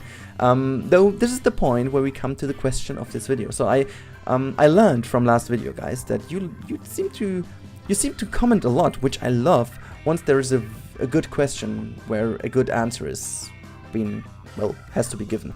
And you know, because commenting just for the sake of commenting is a bit weird, because why should you? And you know, saying always the same is also somehow weird. So now, for those of you who stick with me until this very point, here's the question. What kind of movie would this have been? Like, come up with a crazy story. What do you imagine could this be for a futuristic movie? Just come along with any of your story ideas you want to have. Like, just is it kind of a dystopian? Is it a utopian? Is it kind of just a blockbuster, which is just for entertainment? Is it kind of alien war, or is it like just a society problem? Is it a thriller? Is it a psycho movie or whatsoever? Just give me some ideas what that kind of movie could be about in our little retro futurism scene. Also, just if you don't know what I'm talking about in general, just look. Just go for Google and Google for 60s retro futurism or atom punk. I don't even know how to pronounce it. Anyways, that's gonna help you in just going in and coming up with some ideas. I would love it actually to go with you and have a little bit of a brainstorming down below in the comments. So make sure that you just drop down your idea. You know, you don't even have to write a story. You can just drop down a few bullet points of what you could imagine would this be about, and yeah, that's basically about it. But yeah, I also said that I'm going to explain a bit more about my master thesis, because a lot of you were questioning again what's this about, and I'm going to use the last 2 minutes to explain, basically, because from tomorrow morning on I'll be, as I said, hidden away in my dark room to just finish off the whole thesis. Basically, the title of the thesis is AR versus VR. Are we on the road towards mixed reality? And this entire thing is done as a scenario analysis, which is comparing two possible scenarios for the next 10-year time frame, basing on psychological and scientific developments within the last couple of years in the sector of augmented and virtual reality. It's all a bit more about how we understand different levels of reality and how this ties into our daily life and how we deal with non-real realities, which is per definition a bit hard to say, because we all do define our own reality. So there is no such a thing like a common reality. Like the most common reality we have at the moment is all looking the same footage right here. But that's about it. Like everything else about your reality for yourself is different than mine. You might be in a different country where you have morning at this very moment, and somebody else who's watching the video at the very same moment might have evening, and so the reality is a completely different one. And talking about this, virtual reality will offer us a approach on having a common reality, a common virtual reality, which is not that much influenced by our very own individual things, rather than the given one by the virtual reality, which is a lot of, I don't want to go even more into detail because it's very hard, and I have to say I spent some hard nights thinking about that. It really, just made my brain steam a lot. So yeah, that's about it. But hey, let me just drop down some comments if you want to know more about the master thesis and anything else. But the video is about to end now, so I'm going to prepare for the outro right now. So if you like that video, give it a thumbs up. As always, subscribe if you haven't already, if you want to see more of this creative stuff, and also some talks about various themes topics you can come up with in the comments. Anyhow, enjoy your day and see you in the next one, guys. Bye bye.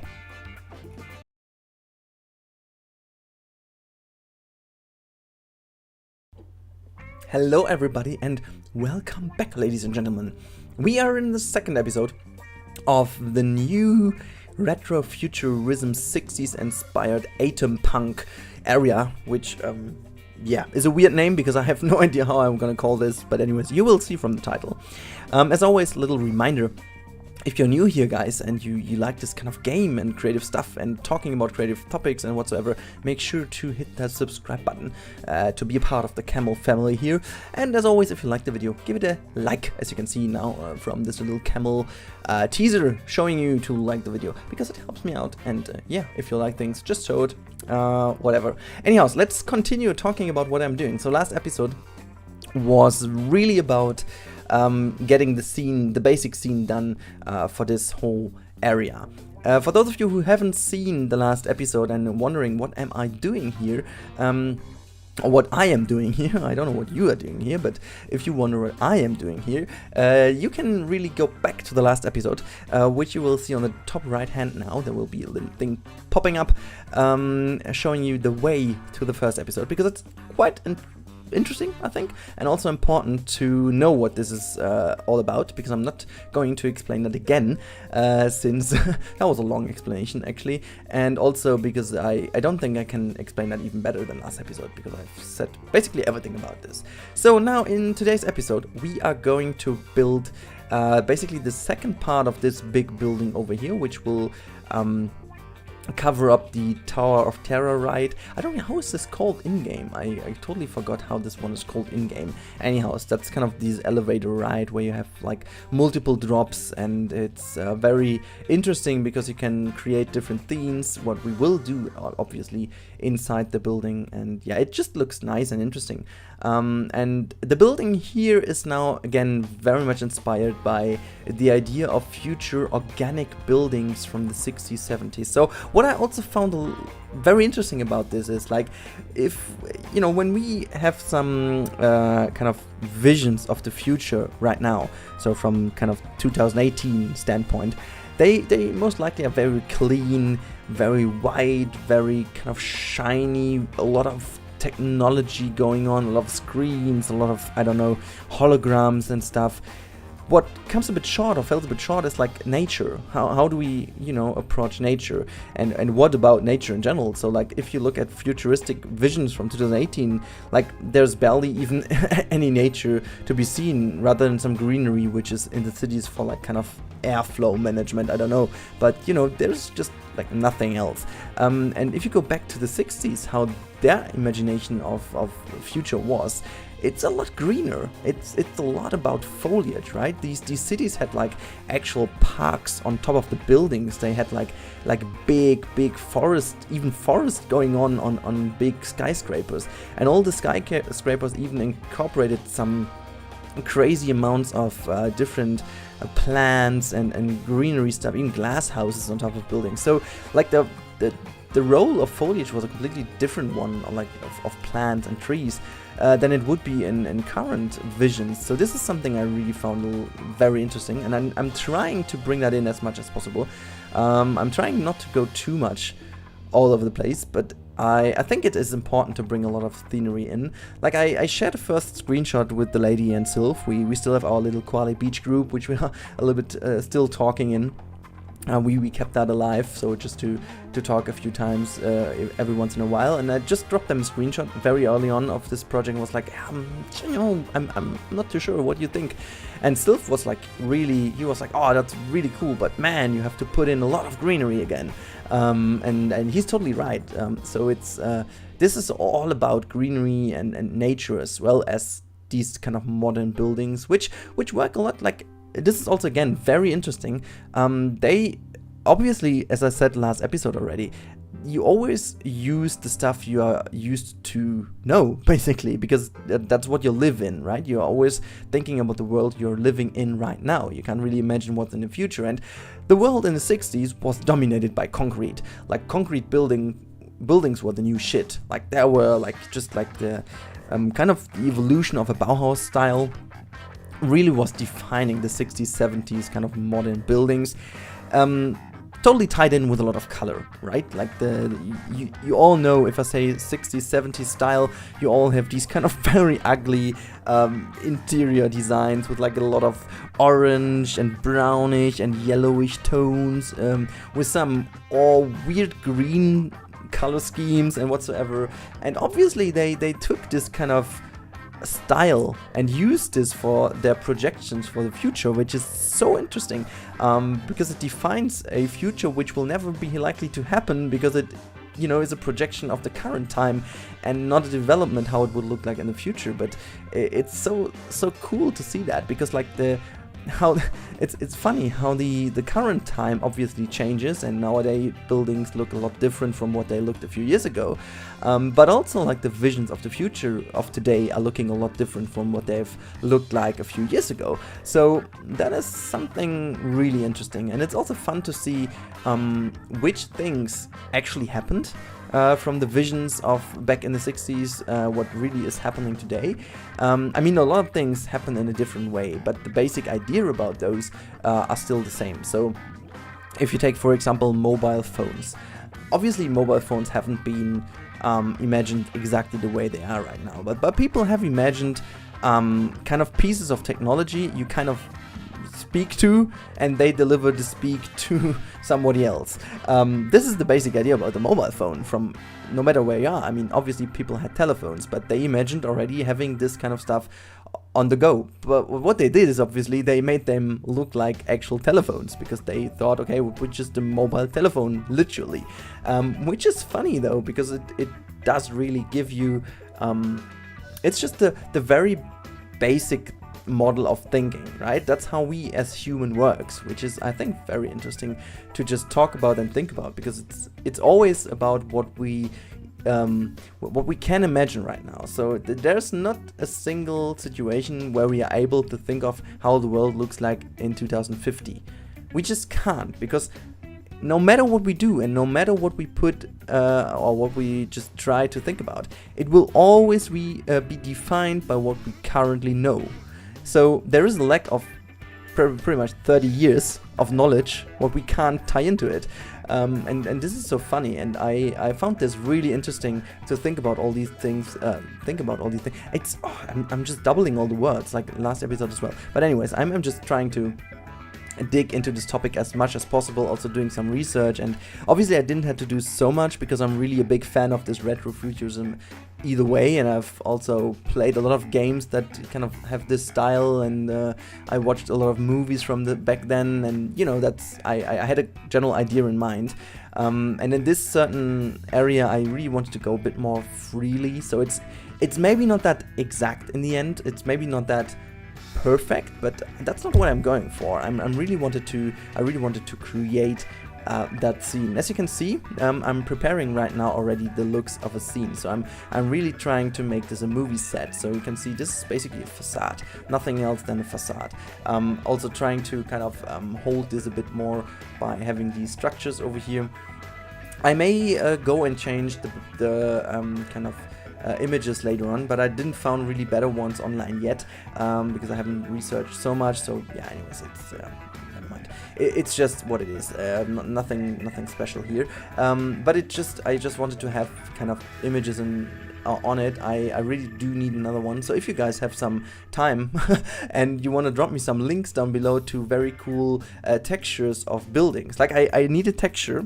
I don't need pictures. I need a texture of a building which could actually look like this kind of retro futurism. I know there are a few places online where we do have some texture databases where you can look for some buildings, but yeah, I'd really much appreciate, even for those of you who are in my Discord, just drop this down below in the Planet Coaster subthread, and just you know, put them all in, because I really want to use these textures then in here. Also I have some more ideas, but anyways. Yeah, now I should stop talking about the building style, because I'm building right now, for you guys at least, a coaster. And I need to talk about this coaster because when I built this coaster, it was middle of the night, and you have seen that I jumped from building this facade right into the coaster. I don't know what it exactly was. I have no clue, but all of a sudden I had this idea of coaster. I had this layout in mind, which actually never happened to me before. That's so weird. Like I was really sitting here and had like the coaster in my mind. I exactly knew how to build that one. Obviously, it turned out differently than I thought at the first go, but I really thought I have to build this coaster, and I totally decided for this type of track only by the looks of it. I know Sylph has been built a pretty much similar one recently. It's not copycat at all. I just wanted to go for this coaster because I just love the looks of the track. That's it. This coaster is by no means inspired by a real one. It could be maybe a Mack ride, could be, I don't know, maybe even Intermin. I have no idea. So like, don't get me wrong, I just had an idea of a layout, of a coaster layout. That's it, full stop. There is like, I don't want to be awfully realistic in terms of what kind of coaster type this is. The layout though at the end, like the final version, and I'm gonna put a POV in the end of next episode, I guess. Maybe I forget, but I just wanted to build a coaster, and it's funny. I think that's the end of my transformation, I have to say. It's potentially the end of my our coaster idea, because like when I started with our coaster, I started the our coaster series to force myself to build coasters, because I was crap at building coasters. Let me get it straight. I always tried to kind of fight back, or just kind of try to find reasons why my coasters were so bad, but let's face it, they were bad. My coasters were bad before I started to go a bit more into coaster building in general. So there was a lot of things that were wrong about those coasters I built in the past. And that's fine. I had no idea. So still I'm not good, but I'm a lot better than I was back then. But what never happened before was like that I got all of a sudden this kind of idea. And with theme ideas, like building buildings and building a different theme and building, I don't know, an area. This happens every single day. I get the idea, I note this down, I make a scribble, full stop. this happens all the time. With a coaster, that never ever happened to me until a few days ago. And I thought, okay, I have to give it a shot. I have to build that coaster right away. And I just, there's no big reason why I put this exactly where I put it. Now it does fit perfectly into it, I guess, because if you go and imagine how would a theme park, which is basically a studios, which is basically using a space that has been used completely different in the past, where would they actually put a coaster? Like, they would potentially put it there where the most space is, right? And I felt like in this area over here with the kind of futuristic theme or facade would be a nice spot, because behind that one there was maybe a big hall, or maybe there was just a parking lot or a delivery area whatsoever, and this is where actually the coaster is on. And I'm going to actually make it exactly like this. I will be placing this one, I don't know if that works, but it kind of is an idea. I will be placing this coaster on top of a abandoned parking lot. Like, really, it should be like an overgrown parking lot with a lot of old parking slots, and you can really see that there are already some problems with the track. Like, you have a bit of scratches and all these kind of broken asphalt things in the parking lot. And I'm trying to do this like kind of a mixture of kind of billboards and actual ground pattern or whatsoever. I don't know how this will turn out, but I think that would actually tie in perfectly into this area. So this could have been like the parking lot for this studio back then, but since it hasn't been used then again, and this has been made for like a world fair in the 60s, and then it hasn't been reused afterwards, it's kind of an abandoned one. And so the theme park kind of supervisor or whoever was in charge decided to build a kind of coaster about on top of this one. So that's the idea about this. And yeah, as you can see, I also put an inversion in the ride. I mean, I am not an expert about these kind of Mac coaster Intermin rides. The only thing I know is that they potentially don't have that many inversions usually, especially this kind of track, which wouldn't even allow inversions without turning off the coaster restrictions. So I'm not quite sure if that's even realistic, but after a few iterations of the layout, I wasn't that happy with all how the end of the coaster turned out. So I decided simply to just make it an inversion over there. So hopefully that turned out nicely. And you know what, I'm putting a POV at the end of this video. But for now, this should be it with this episode. I hope you guys enjoyed. And as always, make sure to leave a like if you like the episode. And do subscribe if you haven't already, and let me know in the comments below what you think of the layout and what you think in general of this area, and also what you would wish for the future of this area. But anyways, that's it for this episode, guys. See you in the next one, and have a great day. Bye bye.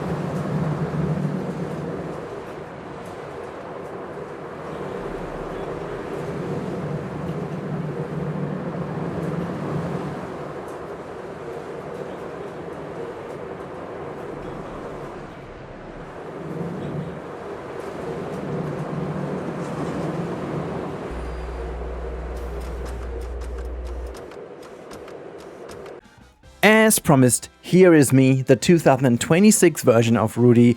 I hope you guys enjoyed that, and if you sit through the whole thing until now, thanks a lot for doing so. This is the finished, well, not finished, but this is the version of Camel Studios that I have done in the past, and then I just at some point ended. It's a shame that I ended this project, but you know, at some point it's good to know your limits. And I remember back in the day that on this old computer I had back in the day, the performance in this park already was becoming an issue. But also I moved myself into a position where I had no idea how to continue with this one. And I believe also Planet Zoo came out or so. But yeah, I'm still very proud of all the things I learned in this project. And there's a lot of cool stuff. Like, for example, this vintage kind of pavilion, World Trade Fair pavilion I made with the bobsled coaster, which, by the way, will trigger a couple of people because I know that we are all wanting this ride back in Planet Coaster 2 as well. And it's kind of funny because I just abused that thing as a pavilion kind of roof, and instead of just, you know, using that as it's supposed to do. But then we also have this futuristic, like retro futuristic area here, which I wanted to do as a vintage kind of one. I like this coaster, you know, I started dressing up some of the areas over here.